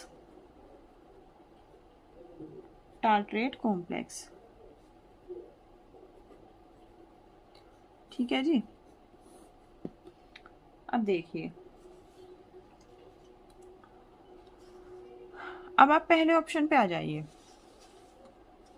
जो पहला ऑप्शन है उसमें दे रखा है ये ग्रुप, इसको हम क्या बोलते हैं, इसको हम बोलते हैं बेंजील्डिहाइड। इसको हम क्या बोलते हैं, इसको हम बोलते हैं बेंजील्डिहाइड। अब अकॉर्डिंग टू मतलब जो फेलिंग टेस्ट है उसके अकॉर्डिंग तो इसमें CHO ग्रुप है तो उसको दे देना चाहिए जो टेस्ट है, क्योंकि फेलिंग टेस्ट के लिए जो ये वाला ग्रुप है ना, जो ये H है, ये किस में ऑक्सीडाइज हो जाता है, ये ऑक्सीडाइज हो जाता है OH में, यानी कि CHO ग्रुप कन्वर्ट हो जाता है आपका COH। किस में कन्वर्ट हो जाता है, एसिड ग्रुप में कन्वर्ट हो जाता है, क्या, जो आपका एल्डिहाइड होता है। तो ये होना चाहिए, लेकिन ये नहीं होता। ऐसा क्यों नहीं होता, क्योंकि जो बेंजील्डिहाइड है वो स्टेबलाइज है इस बेंजीन रिंग की वजह से। इस बेंजीन रिंग की वजह से सिंस ये स्टेबलाइज्ड है तो इसकी वजह से ये फर्दर COH ग्रुप में फेलिंग सॉल्यूशन से क्या होता है, फेलिंग सॉल्यूशन से ऑक्सीडाइज नहीं होता। इसके लिए क्योंकि जो फेलिंग सॉल्यूशन है ये वीक ऑक्सीडाइजिंग एजेंट है, तो इसके लिए आपको चाहिए स्ट्रॉन्ग ऑक्सीडाइजिंग एजेंट। और वो स्ट्रॉन्ग कौन सा होता है, वो होता है टोलेंस रिएजेंट। टोलेंस रिएजेंट इसको भी कर देता है, लेकिन फेलिंग सॉल्यूशन इसको नहीं कर पाता है। ठीक है, तो पहला तो A तो नहीं हो पाएगा। ठीक है, देखिए अगर आपको अपना टाइम बचाना है एग्जाम में तो देखिए A B D तीन ऑप्शन में A आ रहा है और A है ही नहीं, हमें पता है, तो इसका मतलब ऑप्शन C एकदम करेक्ट है। और ऑप्शन A तीन ऑप्शंस में इसलिए दिया हुआ है क्योंकि CHO ग्रुप देखते ही एकदम लगाएंगे कि फेलिंग टेस्ट देगा, तो तीन ऑप्शन में दे दिया तो कंफ्यूज भी हो जाएंगे कि एक A तीन में आ रहा है, इसका मतलब A तो ऑप्शन में होगा ही, लेकिन नहीं, A करेक्ट ऑप्शन नहीं है, तो इसका C होगा। अब C D E देंगे, ठीक है, हमारी तो ये बताया कि C D E देंगे। अब देखो ऑप्शन नंबर बी में तो CHO ग्रुप है ही नहीं, तो ये नहीं देगा क्योंकि कीटोन तो फेलिंग टेस्ट नहीं देते, CHO ग्रुप मैंडेटरी है होना। फिर ये C है, देखो जो मोनोसेकेराइड शुगर्स हैं वो फेलिंग टेस्ट देती हैं। वो कैसे देती हैं, देखिए इसकी रिएक्शंस है, जो ये आपको फॉर्मूला दिया है ये है फ्रक्टोज का फॉर्मूला, फ्रक्टोज ये भी देगा CH3CHO, ये रहा यहाँ पे ग्रुप, और ये भी देगा। ये क्यों देगा, क्योंकि इसके पास यहाँ पे अल्फा हाइड्रोजन है। अगर अल्फा हाइड्रोजन है तो ये आपका फेलिंग टेस्ट देगा। अल्फा हाइड्रोजन की वजह से क्यों देगा, क्योंकि देखिए यहाँ पे जो अल्फा हाइड्रोजन है ना, तो ये इस ग्रुप में, बेंजीन ग्रुप में और CO ग्रुप में इलेक्ट्रॉन क्या होंगे, इलेक्ट्रॉन सर्कुलेट नहीं होंगे।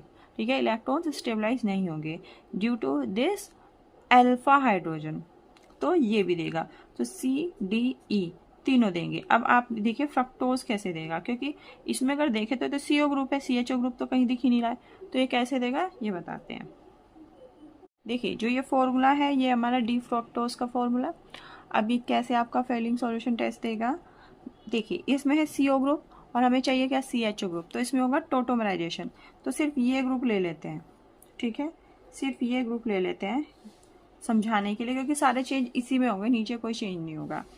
तो देखिए इस CO के पास ये दो अल्फा हाइड्रोजन है, ये दो अल्फा हाइड्रोजन है। ठीक है, इसमें से एक अल्फा हाइड्रोजन अपने दो इलेक्ट्रॉन यहाँ पे कंट्रीब्यूट कर देगा, ये यहाँ पे डबल बॉन्ड बन जाएगा, और यहाँ पे ये जो दो इलेक्ट्रॉन है ये मूव किसकी तरफ कर जाएंगे, ऑक्सीजन की तरफ। ऑक्सीजन के पास क्या हो जाएगा, निगेटिव चार्ज। इस ऑक्सीजन के साथ क्या रिएक्ट करेगा, जो यहाँ से H आयन निकला है। ठीक है, तो ये आपका फर्दर क्या ग्रुप बन जाएगा, C डबल बॉन्ड, यहाँ पे OH, C एक बॉन्ड नीचे है जिससे ये पूरा ग्रुप कनेक्टेड है इधर, और यहाँ पे बन जाएगा OH।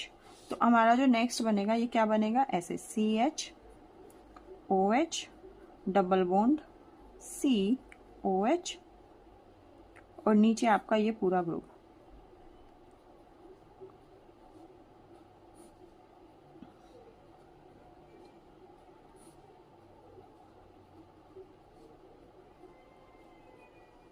ठीक है जी, अभी भी CO तो नहीं बना, तो अब क्या करेगा, जो ये वाला ग्रुप है, जो अब आपका ये वाला ग्रुप बना, इसको अगर मैं खोल कर लिखूँ तो ये ऐसे है, तो यहाँ पे ये जो दो इलेक्ट्रॉन है वो आ जाएंगे इसके पास। ठीक है, और क्या निकल जाएगा, H आयन फिर से निकल जाएगा।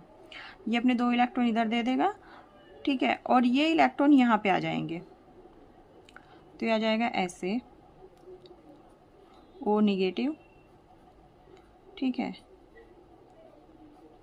अब आगे कैसे होगा, आगे ये इलेक्ट्रॉन आ जाएंगे यहाँ और ये माइनस चार्ज आ जाएगा यहाँ, ये हो जाएगा CH डबल बॉन्ड O और ये आएगा माइनस OH। अब फर्दर आपका यहाँ पे क्या अटैच होगा, हाइड्रोजन अटैच होगा जो हमारा रिमूव हुआ था, और फर्दर ये क्या हो जाएगा HCO, यहाँ पे आ जाएगा CHOH और ये ग्रुप ऐसे आ गया CHO ग्रुप। तो फर्दर टोटोमराइजेशन के बाद क्या आ जाएगा CHO और नीचे आ जाएगा आपका HOH। ये सारी ये चीज़ इसमें कन्वर्ट हो गई और नीचे वाला ग्रुप आपका एज इट इज़ रहेगा। अब आप देखिए क्या बन गया, ये आपका बन गया D ग्लूकोज, और D ग्लूकोज बन गया और उसमें CHO ग्रुप है, तो अब ये आपका फेलिंग टेस्ट देगा। और जब आप इसमें फेलिंग सॉल्यूशन डालेंगे तो CHO ग्रुप किस में चेंज हो जाएगा, ये CHO ग्रुप चेंज किस में हो जाएगा, COH में। तो आपको फाइनल प्रोडक्ट क्या मिलेगा, फाइनल प्रोडक्ट आपका मिलेगा ये, इसकी जगह बस आप COH लिख देंगे, बनेगा COOH और नीचे बनेगा आपका HOH OH H HOH HOH और ये CH2OH, ठीक है। तो ये हमारा फाइनल ग्रुप बनेगा। यानी क्वेश्चन नंबर 16 है, in which of the following complexes the CFSC del 0 will be equal to 0। तो जो आपके 4 ऑप्शन है इसमें पहले आप आयरन की ऑक्सीडेशन स्टेट निकाल लेंगे। जैसे आपका पहला कंपाउंड है, इसमें क्या करेंगे, आप इसकी ऑक्सीडेशन स्टेट निकाल लेंगे। जो अमोनिया है वो कितना कंट्रीब्यूट करता है, अमोनिया करता है 0, और जो ब्रोमीन आयन है वो करता है कितना, -1। तो कैसे निकालेंगे, इसकी x मान लेंगे +0 और ब्रोमीन की क्या हो जाएगी +-2 इज इक्वल टू 0, क्योंकि ये क्या है आपके एक न्यूट्रल कंपाउंड है। तो ये हो जाएगा x +-2 is equal to 0, x is equal to 2। तो यहाँ पे जो आयरन की ऑक्सीडेशन स्टेट है वो हो गई +2। इसी तरह इस वाले के निकालेंगे, जो इन है वो भी क्या कितना कंट्रीब्यूट करता है, वो भी कंट्रीब्यूट करता है 0। तो इसी तरह इसकी कैसे आ जाएगी, इसकी आ जाएगी +3। आयरन के आप x मानेंगे, इन 0 कंट्रीब्यूट करेगा और ये आ जाएगा +-3 इज इक्वल टू 0। तो जाएगा x -3 is equal to 0, x is equal to 3। इसमें अगर देखेंगे तो जो पोटेशियम है वो हमेशा +1 ऑक्सीडेशन स्टेट कंट्रीब्यूट करता है, तो हो जाएगा +4। आयरन की मानेंगे x, और जो साइनाइड आयन है वो करता है -1 कंट्रीब्यूट, तो हो जाएगा -6 इज इक्वल टू 0। हो जाएगा x -2 इज इक्वल टू 0। यहाँ पे x की जो ऑक्सीडेशन स्टेट होगी वो होगी +2, जो यहाँ पे आयरन की ऑक्सीडेशन स्टेट होगी वो होगी +2। फिर इस वाले में देखेंगे तो पोटेशियम आपका +1 करता है, तो हो जाएगा +3x, और जो HCN है ये -1 कंट्रीब्यूट करता है, तो हो जाएगा -6 इज इक्वल टू 0। तो हो जाएगा x इज इक्वल टू 3। तो यहाँ पे भी इसकी ऑक्सीडेशन स्टेट हो जाएगी +3। देखिए जो आयरन है उसका आउटर मोस्ट इलेक्ट्रॉनिक कॉन्फ़िगरेशन क्या होता है, वो होता है आर्गन। ये हो जाएगा 3d6 and 4s2, ठीक है। तो इसमें बताना है कि जिसकी CFSC 0 होगी।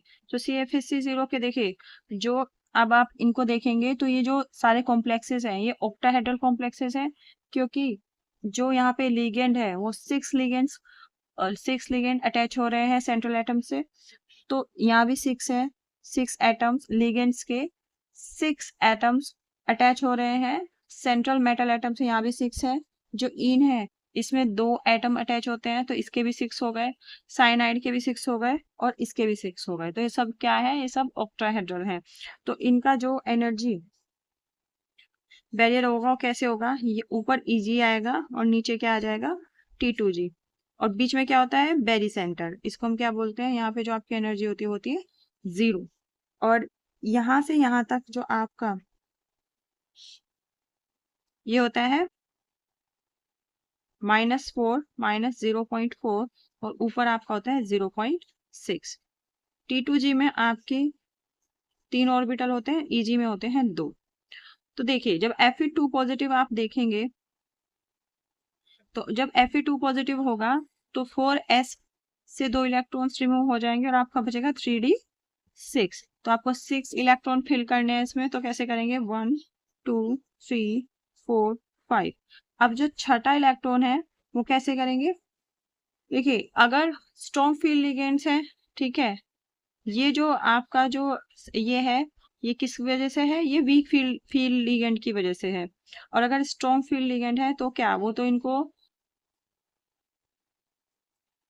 उनको क्या करवा देगा, वो इनको पेयर अप करा देगा। तो स्ट्रॉन्ग फील्ड लिगेंड है तो 3d6 कैसे फिलअप होगा, 1 2 3 4 5 6, ठीक है। तो स्ट्रॉन्ग फील्ड लिगेंड के केस में ऐसे होगा। और अगर आप 3d5 का देखें तो 3d5 में कैसे आपका सेपरेशन होगा, ये होगा Eg, यहाँ पे होगा T2g।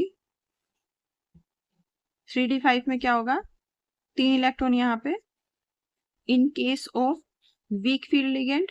और अगर आप स्ट्रॉन्ग फील्ड लिगेंड के केस में चलेंगे तो आपका कैसे होगा सेपरेशन, यहाँ पे होगा 1 2 3 4 5, ठीक है। तो अगर आप ये वाला केस देखें 3d5, यहाँ पे अगर आप देखें तो ये है -0.4 और ऊपर आएगा आपका 0.6। जब आप इसको निकालेंगे, क्रिस्टल फील्ड स्टेबलाइजेशन एनर्जी आप निकालेंगे तो कैसे होगा, -0.4 इंटू नंबर ऑफ इलेक्ट्रॉन्स है 3 प्लस 0.6, ऊपर कितने नंबर ऑफ इलेक्ट्रॉन्स हैं, ऊपर नंबर ऑफ इलेक्ट्रॉन्स है 2। तो हो जाएगा 4 3 -12, तो ये हो जाएगा 1.2 और इधर हो जाएगा +1.2, ये हो जाएगा 0। तो ऐसे केस में जहां आयरन की ऑक्सीडेशन स्टेट +3 हो और उसके साथ वीक फील्ड लिगेंड अटैच हो, उस केस में जो आपकी CFSC है वो क्या आएगी, वो आएगी 0। तो इन वाले ऑप्शंस में अगर आप देखें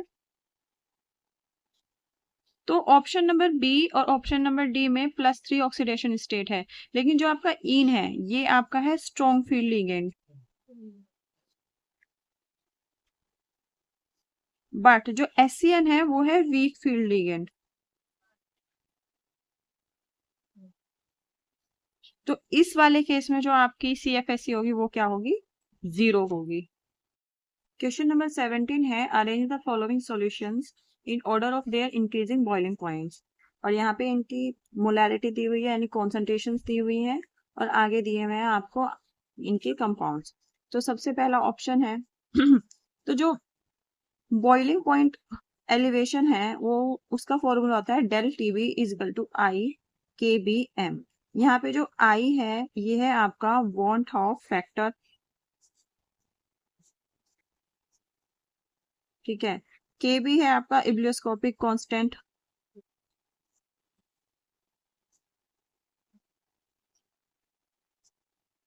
और आपका M है यहाँ पे मोलैलिटी। तो अब सीरियल वाइज हम देखते हैं कि किसका कितना ज्यादा होता है। तो फर्स्ट ऑप्शन में है आपका 10⁻⁴ मोलर NaCl।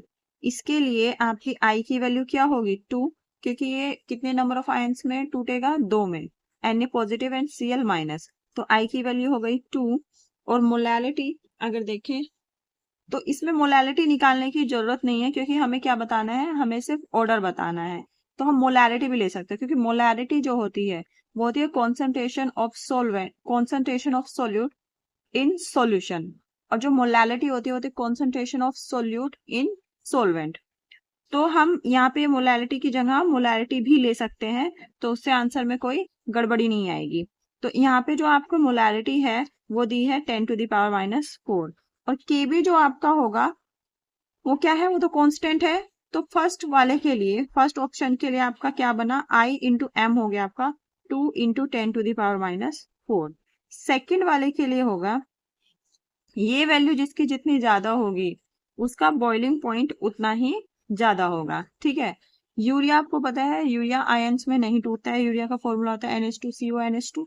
तो यूरिया का क्या होगा, तो I की वैल्यू क्या होगी, I की वैल्यू तो कुछ भी नहीं होगी, और आपका जो मोलैरिटी है वो क्या है इसकी 10⁻⁴।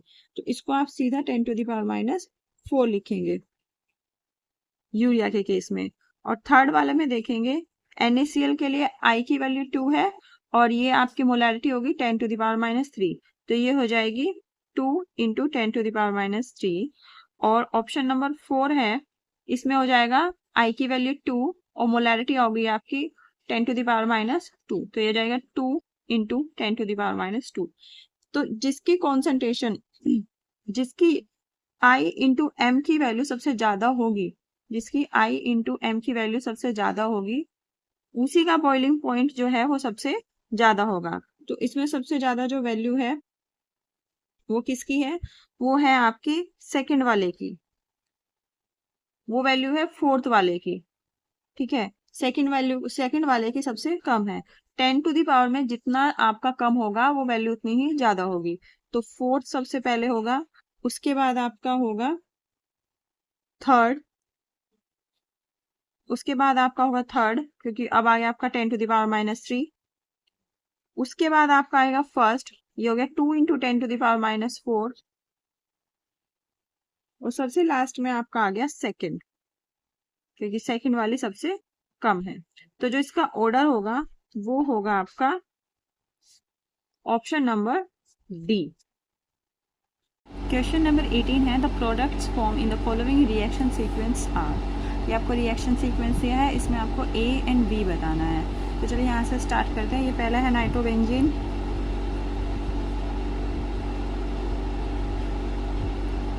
अब जो नाइट्रोबेंजीन है आपको पता है ये क्या होता है, ये मेटा डायरेक्टिंग होता है। इस ग्रुप की वजह से ये क्या होता है, मेटा डायरेक्टिंग।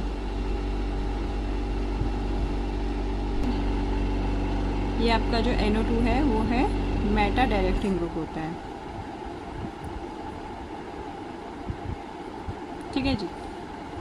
और जो सबसे पहला है वो है Br2 और ACOH यानी कि इथाइल एल्कोहल। तो जो ये पहला ग्रुप है इससे क्या होगा, इससे आपका ब्रोमिनेशन होगा और ब्रोमिनेशन का होगा मेटा पोजीशन पे।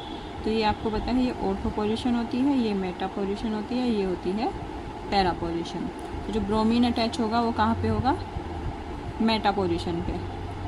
तो आपका कंपाउंड बनेगा ये, यहाँ पे NO2 और मेटा पे आ जाएगा आपका ब्रोमीन। फिर नेक्स्ट है आपका SnHCl। आपको पता है Sn जो है ये तो एक मेटल है, टिन मेटल है। मेटल क्या देगा, इलेक्ट्रॉन्स देगा और यहाँ से क्या बचेगा H पॉजिटिव। जो एसिड है वो आपको H पॉजिटिव देगा, मेटल आपको इलेक्ट्रॉन्स देगा। तो इलेक्ट्रॉन्स और H पॉजिटिव्स की हेल्प से यहाँ पे क्या होगा, जो NO2 ग्रुप है ये किस चीज़ में रिड्यूस हो जाएगा, ये रिड्यूस हो जाएगा NH2 ग्रुप में।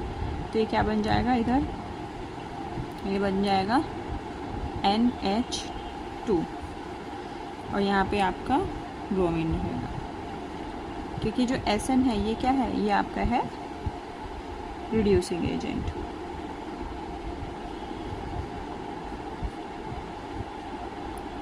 उसके बाद इसकी रिएक्शन कराते हैं NaNO2, जो थर्ड है उसकी इसकी रिएक्शन कराएंगे NaNO2 प्लस HCl से। देखो जब यहाँ पे NH2 ग्रुप होता है और उसकी रिएक्शन NaNO2 HCl से कराते हैं तो ये देगा आपका HNO2 और ये HNO2 इस NH2 को कन्वर्ट कर देगा N2Cl में। ठीक है, और इसी रिएक्शन को क्या बोलते हैं, इसी रिएक्शन को बोलते हैं डाईएज़ोटाइजेशन रिएक्शन। इसको बोलते हैं डाईएज़ोटाइजेशन रिएक्शन। तो क्या बनेगा, इधर बन जाएगा आपका NH2 की जगह, इसकी जगह बन जाएगा N2Cl और यहाँ पे आपका आएगा ब्रोमीन। ठीक है, यहाँ पे क्या आएगा, ब्रोमीन। फिर लास्ट में आपकी रिएक्शन किससे होगी, C2H5OH से यानी कि इथाइल एल्कोहल से C2H5OH। जब इथाइल एल्कोहल से इसकी रिएक्शन कराएंगे तो आपका जो N2Cl है ये रिप्लेस हो जाएगा किससे, H से यानी कि हाइड्रोजन एटम से। और इस रिएक्शन को बोलते हैं, देखिए पहले तो इसमें का प्रोडक्ट लिख लेते हैं। प्रोडक्ट आपका बनेगा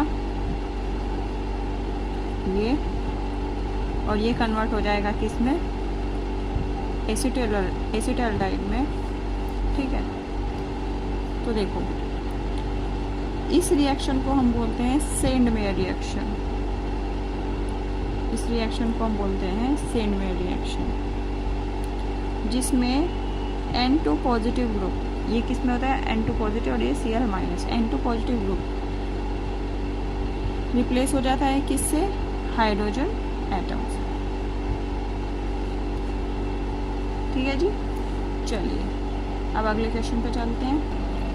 क्वेश्चन नंबर 19 है, from the magnetic behaviour of NiCl4 2 minus. Magnetic behaviour अगर इसका देखें तो ये है पैरामैग्नेटिक, एंड NiCO का होल 4 ये है diamagnetic. Choose the correct geometry and oxidation state. इसमें से आपको करेक्ट ज्योमेट्री चूज करनी है और ऑक्सीडेशन स्टेट चूज करनी है। तो शुरुआत में ऑप्शन नंबर ए देखिए। ऑप्शन नंबर जो ए है इसमें है NiCl4 2 माइनस। यहाँ पे जो है ये इसकी ऑक्सीडेशन नंबर दे रखी है और ये इनकी ज्योमेट्रीज दे रखी हैं। ठीक है, तो आपको देखना है कि इनमें से करेक्ट कौन सा है। तो पहले मैं NiCl4 पे आ जाती हूँ। तो पहले मैं आ जाती हूँ NiCl4 2 माइनस। सिंस इनसे चार आपके लिगेंड्स अटैच हैं, तो इसकी जो ज्योमेट्री है वो कैसी होगी, या तो टेट्राहेड्रल होगी या फिर स्क्वायर प्लेनर होगी। ठीक है, आपका जो ये क्लोरीन है ये यहाँ पे है वीक फील्ड लिगेंड। ये कैसा है, ये है वीक फील्ड लिगेंड। जबकि अगर आप NiCO होल 4 में देखें तो जो ये CO ग्रुप है ये है स्ट्रॉन्ग फील्ड लिगेंड। ये है strong field ligand. Weak field और स्ट्रॉन्ग फील्ड लिगेंड से रिलेटेड एक सीरीज होती है जिससे हम बोलते हैं स्पेक्ट्रोकेमिकल सीरीज। ठीक है, इससे हमें पता चल जाता है कि कौन सा वीक फील्ड है और कौन सा स्ट्रॉन्ग फील्ड है। ठीक है, स्पेक्ट्रोकेमिकल सीरीज के अकॉर्डिंग जो आपका लिगेंड्स है वो कैसे होते हैं, देखिए स्पेक्ट्रोकेमिकल सीरीज के अकॉर्डिंग जो आपका ऑर्डर है कि कौन सा वीक फील्ड है कौन सा स्ट्रॉन्ग, तो वीक फील्ड लिगेंड से स्टार्ट करते हैं। तो जो सबसे वीक फील्ड लिगेंड है वो होता है आयोडाइड आयन, फिर ब्रोमाइड आयन, फिर S2 माइनस, फिर SCN, ये भी वीक फील्ड लिगेंड होता है। अगर जो आपका लिगेंड है वो S बॉन्डेड हो, यानी कि सल्फर से बॉन्डेड हो, तो ये क्या होगा, एक वीक फील्ड लिगेंड होगा। उसके बाद क्लोराइड आयन, जो हमने बताई दिया कि एक वीक फील्ड लिगेंड है। उसके बाद आपका हो जाएगा N3 माइनस, फिर क्लोराइड आयन, फिर NCO माइनस, फिर OH माइनस, फिर आपका हो गया C2 oxalate ion, C2O4 2 minus, फिर हो गया आपका O2 माइनस, फिर H2O, फिर AC। इसको हम क्या बोलते हैं, इसको बोलते हैं एसिटाइल एसीटोनेट। फिर आपका है NCS। ठीक है, इसमें किससे अटैच है, जो आपका लिगेंड है मेटल से किससे अटैच होगा, नाइट्रोजन से। फिर आपका हो गया CH3CN, फिर हो गया GLY, इसे बोलते हैं हम ग्लाइसिन। फिर आपका हो गया PY, इसको हम बोलते हैं पिरिडीन। फिर आपका हो गया अमोनिया। फिर ईन हो गया, ईन की फुल फॉर्म क्या होती है, ईन की फुल फॉर्म होती है इथाइलिन डाइअमीन। फिर है BIPY, इसको हम बोलते हैं बाईपिरिडिन। फिर होती है फीन, फीन की फुल फॉर्म क्या होती है 1,10 फिनेंथ्रोलिन, फिर है NO2। ये सारे अब स्ट्रॉन्ग फील्ड लिगेंड आने लगे। NO2 में जो ये आपका लिगेंड है ये एन बॉन्डेड होता है। फिर उसके आगे है PPH3, फिर है साइनाइड आयन और सबसे एंड में है CO, यानी कि CO सबसे स्ट्रॉन्ग फील्ड लिगेंड होता है। तो यहाँ पे हमने क्या बताया कि CO क्या है, स्ट्रॉन्ग फील्ड लिगेंड है, और क्लोराइड क्या है, वीक फील्ड लिगेंड है। ये क्यों बताया जा रहा है, देखिए।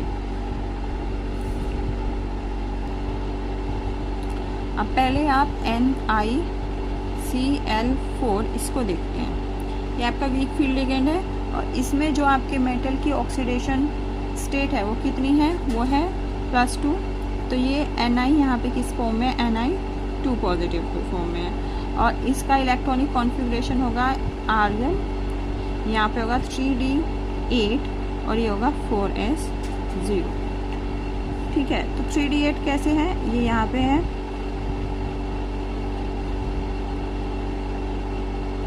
कैसे फिल होंगे, 1 2 3 4 5 6 7 8, सिंस ये 8 इलेक्ट्रॉन, और आगे आपका 4s है और फिर यहाँ पे आपका है 4p।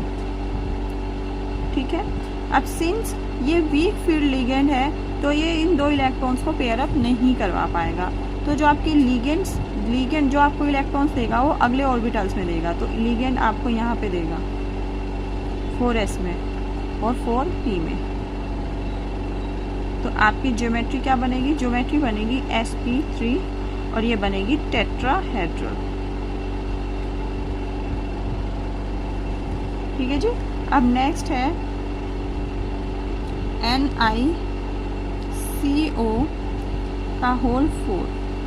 ठीक है, इसमें जो आपका CO आपको पता है, CO कोई आप जब आप इसके ऑक्सीडेशन नंबर दिखाएंगे तो निकालेंगे, तो CO क्या करता है, 0 ऑक्सीडेशन स्टेट में 0 कंट्रीब्यूट करता है। तो Ni की जो ऑक्सीडेशन स्टेट है यहाँ पे तो 0 रहेगी, और इसका जो आउटर मोस्ट इलेक्ट्रॉनिक कॉन्फ़िगरेशन रहेगा वो रहेगा आर्गन 3D10 और 4s0। ये क्यों होगा, देखिए। वैसे तो इसका क्या होता है 3D8 एंड 4s2, लेकिन सिंस ये स्ट्रॉन्ग फील्ड लिगेंड है तो ये जो दो इलेक्ट्रॉन है ये इसमें रीअरेंज हो जाएंगे और ये क्या बन जाएगा 3D10, और ये वाला जो है आपका खाली हो जाएगा। क्या खाली हो जाएगा, s ऑर्बिटल। तो आपका क्या बचेगा, जो आपके d ऑर्बिटल्स हैं वो तो सारे फिल हो जाएंगे,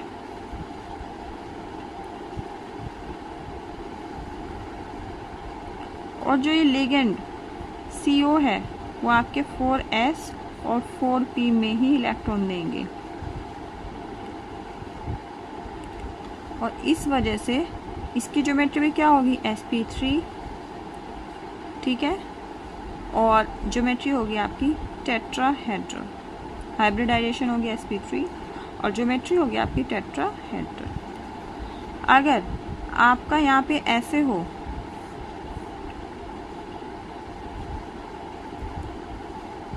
स्ट्रॉन्ग फील्ड लिगेंड की वजह से ये सब पेयर अप कर जाए और यहाँ पे आपका जो लिगेंड इलेक्ट्रॉन्स थे तो आपका बन जाएगा DsP2, और उस केस में जो आपकी ज्योमेट्री होगी वो होगी स्क्वायर प्लेनर।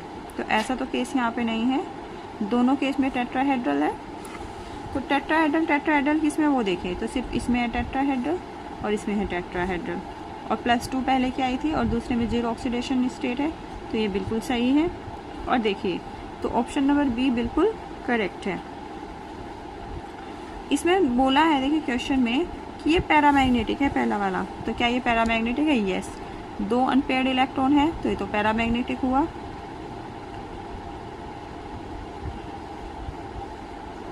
इसमें कोई भी अनपेयर्ड इलेक्ट्रॉन नहीं है इस वाले में, तो ये क्या हुआ, डायामैग्नेटिक।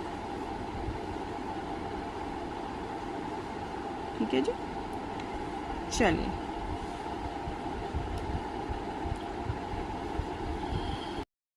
क्वेश्चन नंबर 20 है the incorrect statements regarding geometrical isomerism are. Geometrical isomerism से रिगार्डिंग इनमें से इनकरेक्ट कौन सा है। तो इसमें पहला ऑप्शन है इनकरेक्ट बताना है, पहले इस पे फोकस करो, आपको बताना है इनकरेक्ट। ठीक है जी। तो पहला स्टेटमेंट देखें कि प्रोपीन शोज ज्योमेट्रिकल आइसोमेरिज्म। जो प्रोपीन है वो ज्योमेट्रिकल आइसोमेरिज्म शो करते हैं। तो प्रोपीन का केमिकल फॉर्मूला क्या होता है? वो होता है CH3CH डबल बॉन्ड CH2। तो जो ज्योमेट्रिकल आइसोमेरिज्म है उसके लिए आपके डबल बॉन्ड के आसपास क्या होने चाहिए? जो दोनों ग्रुप हैं ये डिफरेंट होने चाहिए। बी ए बी, ये ए या बी नहीं होना चाहिए, मतलब ये दोनों सेम नहीं होना चाहिए। कैसा होना चाहिए? ये डिफरेंट होना चाहिए। जब आप इसको खोल के आप लिखोगे तो ये क्या होगा? CH इधर आएगा H और ये CH3। अगर आप इधर देखेंगे तो इस कार्बन से दोनों हाइड्रोजन अटैच है। यहाँ पे देखें, यहाँ पे तो डिफरेंट है लेकिन यहाँ पे डिफरेंट नहीं है, यहाँ पे ये दोनों सेम है। तो ये जो प्रोपीन है वो ज्योमेट्रिकल आइसोमेरिज्म शो नहीं करेगा। तो जो ऑप्शन नंबर ए है वो क्या है? इनकरेक्ट है। ऑप्शन नंबर ए आपका इनकरेक्ट है, ये गलत है। तो देखिए ऑप्शन नंबर ए एक इसमें आ रहा है और एक डी में आ रहा है, तो हम ए और डी वाले ही स्टेटमेंट अपने चेक करेंगे। ठीक है, एक तो हमें मिल गया। अब देखते हैं डी में। डी में बोलता है 2 methyl but 2 ene shows 2 geometrical isomerism. जो 2 मिथाइल ब्यूट 2 इन है वो 2 ज्योमेट्रिकल आइसोमर्स शो करता है। तो इसका केमिकल फॉर्मूला देख लेते हैं 2 मिथाइल ब्यूट 2 इन का। तो ये हो जाएगा, ये आपका ब्यूटेन के लिए 4 इलेक्ट्रॉन ऐसा होगा और ब्यूट 2 इन है तो 2 पे आपका डबल बॉन्ड आ जाएगा।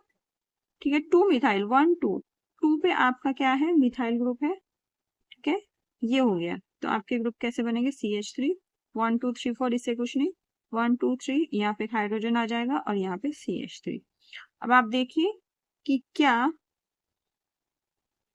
ये जो है ये 2 ज्योमेट्रिकल आइसोमर शो करता है या नहीं। तो देखते हैं।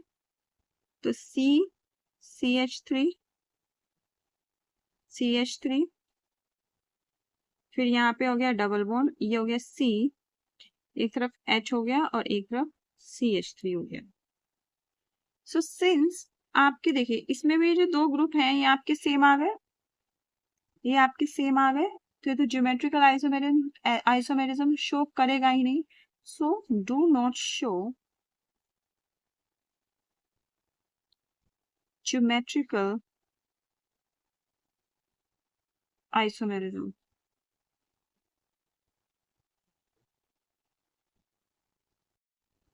तो इसका मतलब ऑप्शन नंबर जो डी है कि 2 methyl but 2 ene shows 2 geometrical isomerism, ये भी गलत है। ठीक है, अब आता है ई में कहता है trans isomer has lower melting point than cis isomer.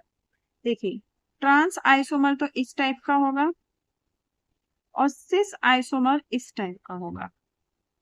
इसने बोला है ये लोअर मेल्टिंग पॉइंट शो करता है, यानी इसका मेल्टिंग पॉइंट लोअर होना चाहिए।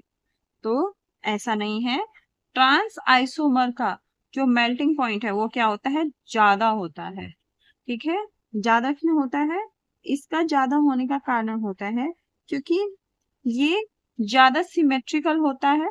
ठीक है, ज्यादा सिमेट्रिकल होता है, मोर सिमेट्रिकल होता है ये। और मोर सिमेट्रिकल होने की वजह से इसकी एफिशिएंट क्या होती है? पैकिंग होती है। ठीक है जी, और इसकी एफिशिएंट पैकिंग होने की वजह से इसमें स्ट्रॉन्गर इंटरमोलिकुलर बॉन्ड होते हैं।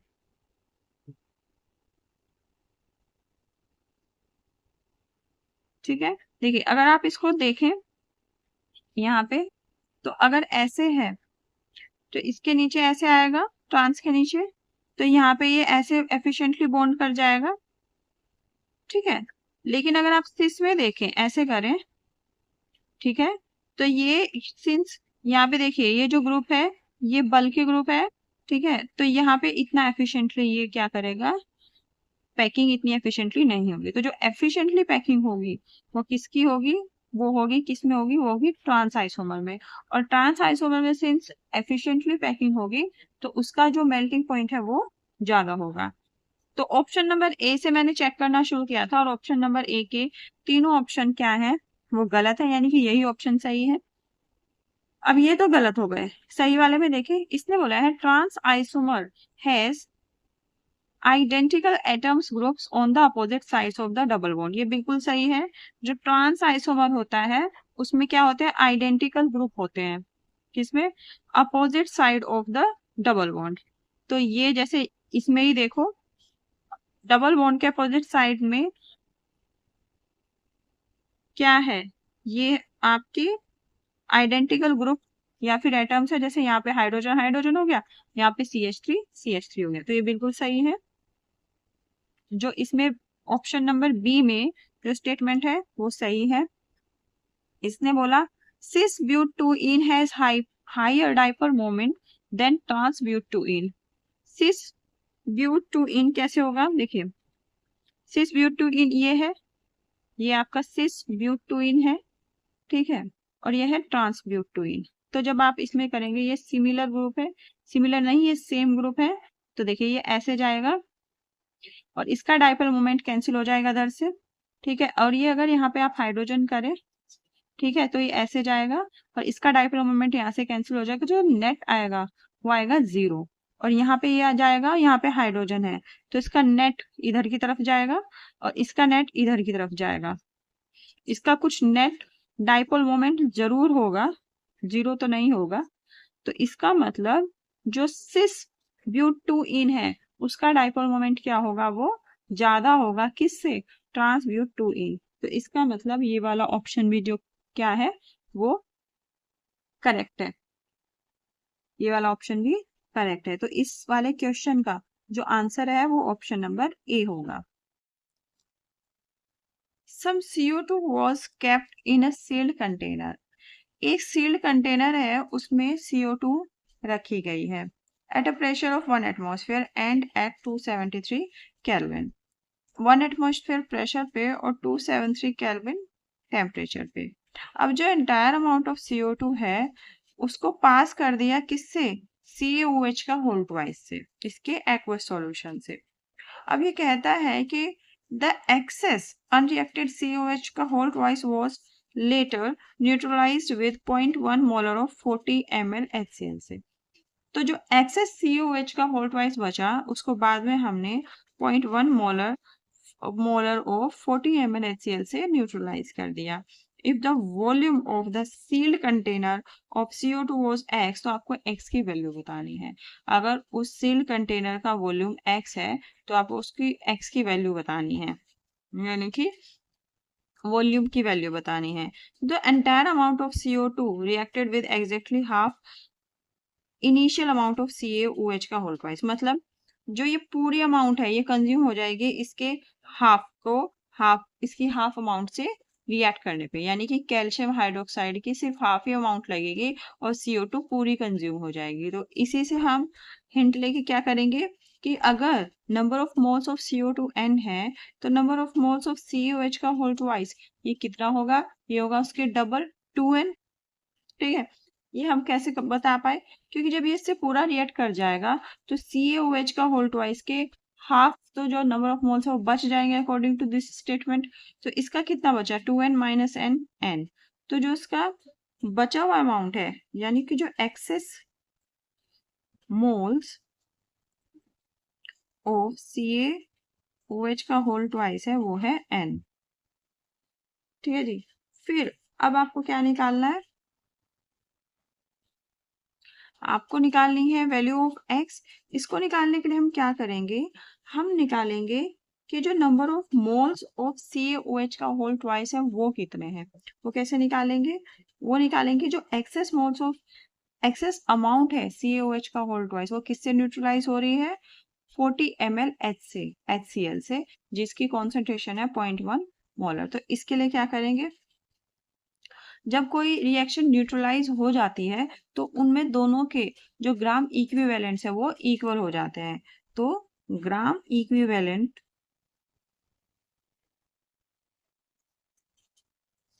ऑफ एक्सेस CaOH का whole twice should be equal to gram equivalent of HCl। सबसे पहले इसका लिख लेते हैं। तो ग्राम इक्विवेलेंट कैसे निकालते हैं? तो ये the number of moles into valency factor.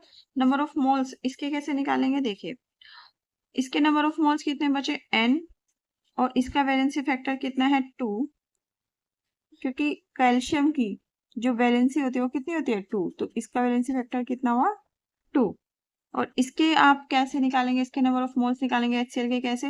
देखिए, मोलैरिटी दी हुई है आपको 0.1 मोलर और वॉल्यूम दिया है 40 ml। तो यहाँ से निकाल लेंगे। देखो, मोलैरिटी होती है आपकी number of moles divide by volume in litre. इसकी वैल्यू है 0.1, ठीक है। नंबर ऑफ मोल्स हमें पता नहीं, ये हो गया 40, और ये लीटर में है तो इस ml को मैं लीटर में कैसे चेंज करूंगी? 1000 से डिवाइड करके। तो नंबर ऑफ मोल्स इसके आ जाएंगे 0.1 इंटू 40 डिवाइड बाय 1000, ठीक है। इसकी वैल्यू हम यहाँ रख देंगे तो ये हो जाएगा। इसके नंबर ऑफ मोल्स कितने हो जाएंगे? 0.1 इंटू 40 अपॉन 1000, और इसका वैलेंसी फैक्टर कितना होता है? 1, क्योंकि हाइड्रोजन आयन का भी 1 होता है, क्लोराइड आयन का भी -1 होता है। तो इन दोनों का वैलेंसी फैक्टर कितना होता है? 1। अब यहाँ तक हो गया। अब n की वैल्यू निकाल देंगे। n की वैल्यू यहाँ से आएगी 2 इंटू 10⁻³ ये नंबर ऑफ मोल्स आ गए इनिशियल। n ही तो इनिशियल नंबर ऑफ मोल्स किसके हैं? CO2 के, और हमें वॉल्यूम ऑफ CO2 ही निकालना है। तो वॉल्यूम ऑफ CO2 कैसे आएगा? वॉल्यूम ऑफ CO2 आ जाएगा नंबर ऑफ मोल्स इंटू 22400। इससे क्यों मल्टीप्लाई की? क्योंकि हमें जो वॉल्यूम है वो सेंटीमीटर क्यूब में चाहिए, ठीक है। तो ये नंबर ऑफ मोल्स आपके हो गए 2 इंटू 10⁻³ और यहाँ पे हमने मल्टीप्लाई कर दी 22400 से, और यहाँ पे आपकी वैल्यू आएगी 49.8 सेंटीमीटर क्यूब, और ये अप्रोक्सीमेटली आपका आ जाएगा 50 सेंटीमीटर क्यूब, ठीक है। तो इसमें जो आपके x की वैल्यू आएगी वो आएगी 50 यहाँ। क्वेश्चन नंबर 22 है, in Carius method for estimation of halogens 180 milligram, mg का मतलब होता है milligram, of an organic compound produce 143.5 milligram of HCl। कोई ऑर्गेनिक कंपाउंड है, ठीक है, उसकी अमाउंट है 180 मिलीग्राम, और ये ऑर्गेनिक कंपाउंड प्रोड्यूस करता है 143.5 milligram of AgCl। The percentage composition of chlorine in the compound is, आपको कंपाउंड में क्लोरीन की परसेंटेज आपको बतानी है। तो देखिए, कैरियस मेथड बोलता है कि जितने number of moles of AgCl ये कंपाउंड प्रोड्यूस कर रहा है उतने ही नंबर ऑफ मोल्स आपके क्लोरीन के होंगे किस में? इस कंपाउंड में, ठीक है। तो आपके number of moles of chlorine are equal to number of moles of AgCl, ठीक है। तो नंबर ऑफ मोल्स कैसे निकालेंगे? मास इन ग्राम। मास इन ग्राम कैसे निकालेंगे? 143.5 मिलीग्राम को अगर आप ग्राम में कन्वर्ट करोगे तो 10⁻³ से मल्टीप्लाई करोगे, divide by molar mass of AgCl। Molar mass of AgCl यहाँ से निकाल लेंगे, इन दोनों का सम करके, इन दोनों का सम करके आपका आएगा 143.5। तो ये आ जाएगा 143.5। तो number of moles of AgCl या फिर number of moles of Cl equal to आएंगे आपके 10⁻³। अब इसमें बोला है कि परसेंटेज, आपको परसेंटेज ऑफ क्लोरीन बताना है। तो परसेंटेज ऑफ क्लोरीन कैसे निकालेंगे? देखिए, किसी भी चीज का आप परसेंटेज निकालते हैं तो जो टोटल है उसको आप नीचे रखते हैं, और टोटल क्या है और किस में किसके रिस्पेक्ट में आपको परसेंटेज निकालना है? आपको परसेंटेज निकालना है आपका जो मेन जो आपका कंपाउंड है उसके रिस्पेक्ट में, और उस कंपाउंड का जो मास है वो कितना है 180 ग्राम। जो ऑर्गेनिक कंपाउंड आपको दिया है इसमें आपको क्लोरीन का परसेंटेज निकालना है, तो इसका मास हम नीचे रखेंगे। जिसके रिस्पेक्ट में हम निकालते हैं उसका मास हम नीचे रखते हैं। और 180 मिलीग्राम है तो उसको ग्राम में बदलने के लिए 10⁻³ से मल्टीप्लाई कर देंगे। और जिसका परसेंटेज मास निकालना है उसको हम ऊपर रखेंगे। तो परसेंटेज मास हम कैसे निकालते हैं? देखिए, नंबर ऑफ मोल्स क्या होते हैं? Mass of that compound divide by molar mass. अब मेरे पास नंबर ऑफ मोल्स है लेकिन मुझे चाहिए मास, तो मास के लिए मैं क्या करूंगी? Number of moles into molar mass. तो नंबर ऑफ मोल्स मेरे 10⁻³ है किसके? क्लोरीन के। मुझे क्लोरीन का ही क्या चाहिए? मुझे क्लोरीन का ही परसेंटेज चाहिए। और क्लोरीन का जो मोलर मास होता है वो कितना होता है? 35.5। और आपको परसेंटेज निकालने के लिए इसमें किससे मल्टीप्लाई कर देंगे? 100 से। जब आप इसको सोल्व करेंगे तो इसकी वैल्यू आएगी 19.72% या फिर अप्रोक्सीमेटली 20%। क्वेश्चन 23 में बताना है इन सब मॉलिक्यूल्स में से कितनों की जो ज्योमेट्री है वो लीनियर है। ठीक है, तो SO2 से स्टार्ट करते हैं। SO2 की जो ज्योमेट्री होती है वो होती है वी शेप, या फिर इसको बोलते हैं बैंड। ठीक है, ये इस तरह से होती है। फिर BeCl2 में देखें, इसकी होती है लीनियर, तो इस पर टिक मार देंगे। इसकी होती है ऐसे। ठीक है, CO2 की आपकी कैसी होती है? CO2 की भी लीनियर होती है। M3- का जो स्ट्रक्चर है वो होता है ऐसे।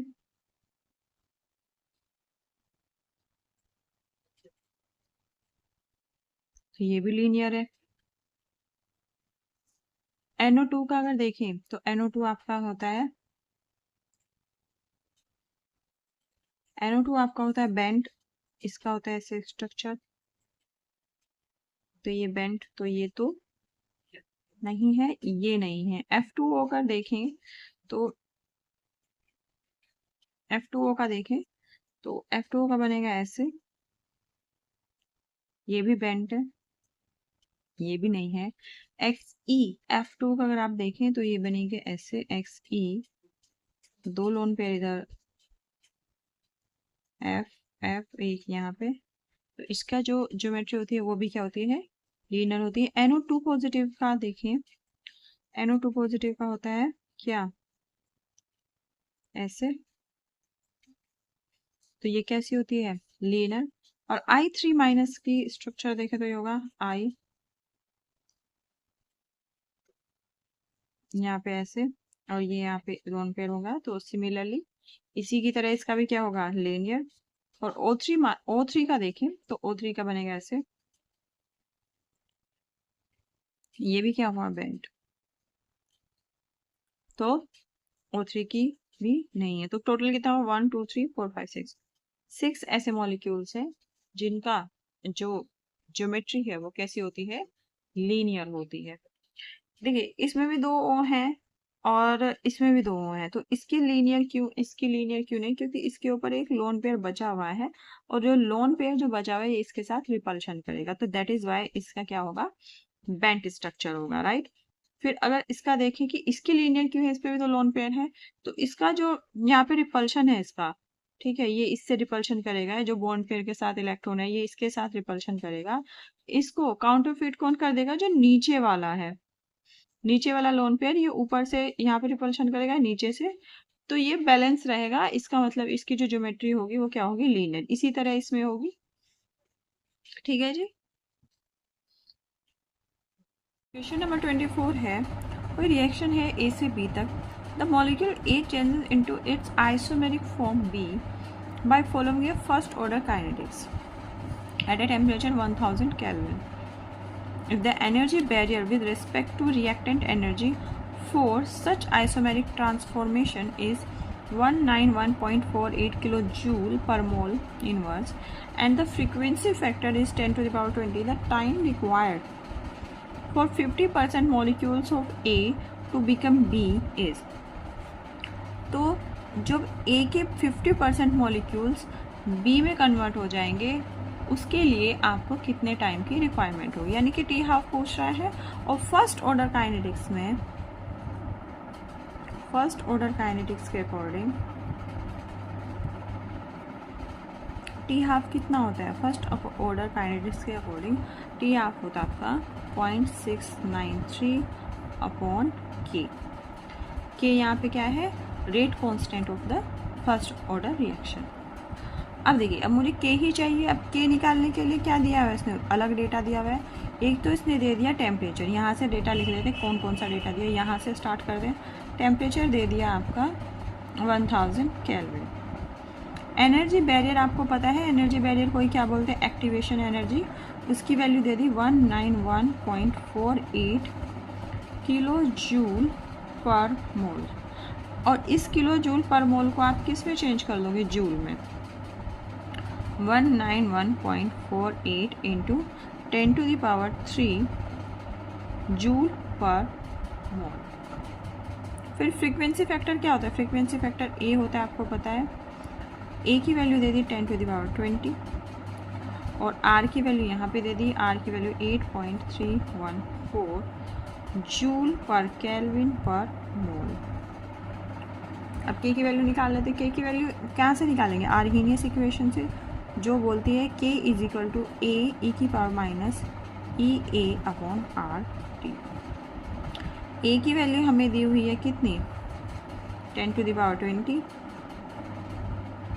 ई ए की वैल्यू अभी हमने ये वाली है, ई ए की वैल्यू यानी एक्टिवेशन एनर्जी की value 191.48 into 10⁻³ divide by R की वैल्यू है 8.314 इंटू टी की वैल्यू है 1000। तो ये हो जाएगा 10⁻20 और इस ई की पावर को जब आप सोल्व करोगे तो इसकी वैल्यू आएगी -23.031। ठीक है, तो ये आप जब इसका एंटीलोग निकालोगे, ठीक है, तो इसकी वैल्यू आपकी आएगी 9.94 इंटू 10⁻−11। ठीक है, और ये वैल्यू आएगी आपकी 10⁻20 और ये अप्रोक्सीमेटली आपकी होगी 10⁻−10 के इक्वल। तो हो जाएगा 20 - 10 कितना हो जाएगा, सिर्फ 10। तो ये आपकी वैल्यू आ जाएगी 10⁻10, किसकी वैल्यू आ जाएगी, के की, और ये हो जाएगी 10⁻10 सेकेंड इनवर्स। तो टी हाफ कितना हो जाएगा, टी हाफ हो जाएगा 0.693 डिवाइड बाई 10⁻10 और इसकी वैल्यू आएगी 69.3 इंटू 10⁻−12 सेकेंड। 10⁻−12 क्यों पूछा, क्योंकि इसने हमें बोला है पीको सेकेंड्स में, और एक सेकंड में कितने पीको सेकंड होते हैं, एक सेकंड में पीको सेकंड होते हैं 10⁻12 पीको सेकेंड्स। ठीक है, तो जब आप पीको सेकेंड्स में निकालोगे तो आपकी कितनी वैल्यू आएगी टी हाफ की, तो आपकी वैल्यू होगी 69.3। तो यहाँ पे जो आपकी वैल्यू आएगी वो आएगी 69.3। आपको ये फॉलोइंग सीक्वेंस ऑफ रिएक्शन देखना है और जो प्रोडक्ट ए मिलेगा आपको उसको बताना है उसका मोलर मास कितना होगा। तो यहाँ से स्टार्ट कर देते हैं। ये आपका है नाइट्रोबेंजीन, जैसे कि आपको पता ही है। जो पहली रिएक्शन है SN + HCl, इस रिएक्शन से इसका क्या हो जाएगा, रिडक्शन, और आपका बन जाएगा क्या, NO2 किस में रिड्यूस हो जाएगा, NH2 में। उसके बाद आपकी रिएक्शन दी है Na NO2 और HCl से, ठीक है, और यहाँ से आपका क्या बन जाएगा, डाई अजोनियम साल्ट। ठीक है, और NH2 कन्वर्ट हो जाएगा आपका N2+ और Cl- में। फिर आपका है Cu2 Cl2 से रिएक्शन होगी, और इससे जो आपका ये वाला ग्रुप है वो किस में चेंज हो जाएगा, वो चेंज हो जाएगा क्लोरीन में, और ये बन जाएगा आपका क्लोरीन। ठीक है, और फिर सोडियम और ईथर के साथ जब रिएक्शन कराएंगे तो आपको बताया क्या हो जाएगी, ये बन जाएगी आपकी कपलिंग रिएक्शन। ठीक है, तो आपका बन जाएगा क्लोरीन 2NaCl निकलेगा और ये आपका बन जाएगा ऐसे। ये आपका प्रोडक्ट ए है। कपलिंग रिएक्शन कैसे होगी? यहाँ पे सोडियम होगा, ये आपका क्लोरीन, ऐसे ये क्लोरीन से, और ये आपका निकल जाएगा और ये दोनों एक दूसरे से कपल कर जाएंगे। ये आपका रिएक्शन प्रोडक्ट बनेगा ए। जब आप इसका मोलर मास निकालेंगे, इसका मोलर मास आएगा 154। ठीक है, तो आपका इसका मोलर मास आएगा 154। तो इसका कैसे देखिए, ऐसे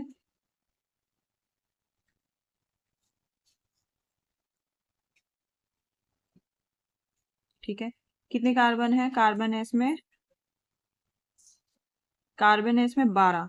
तो आपके कार्बन है 12 और हाइड्रोजन कैसे काउंट करेंगे?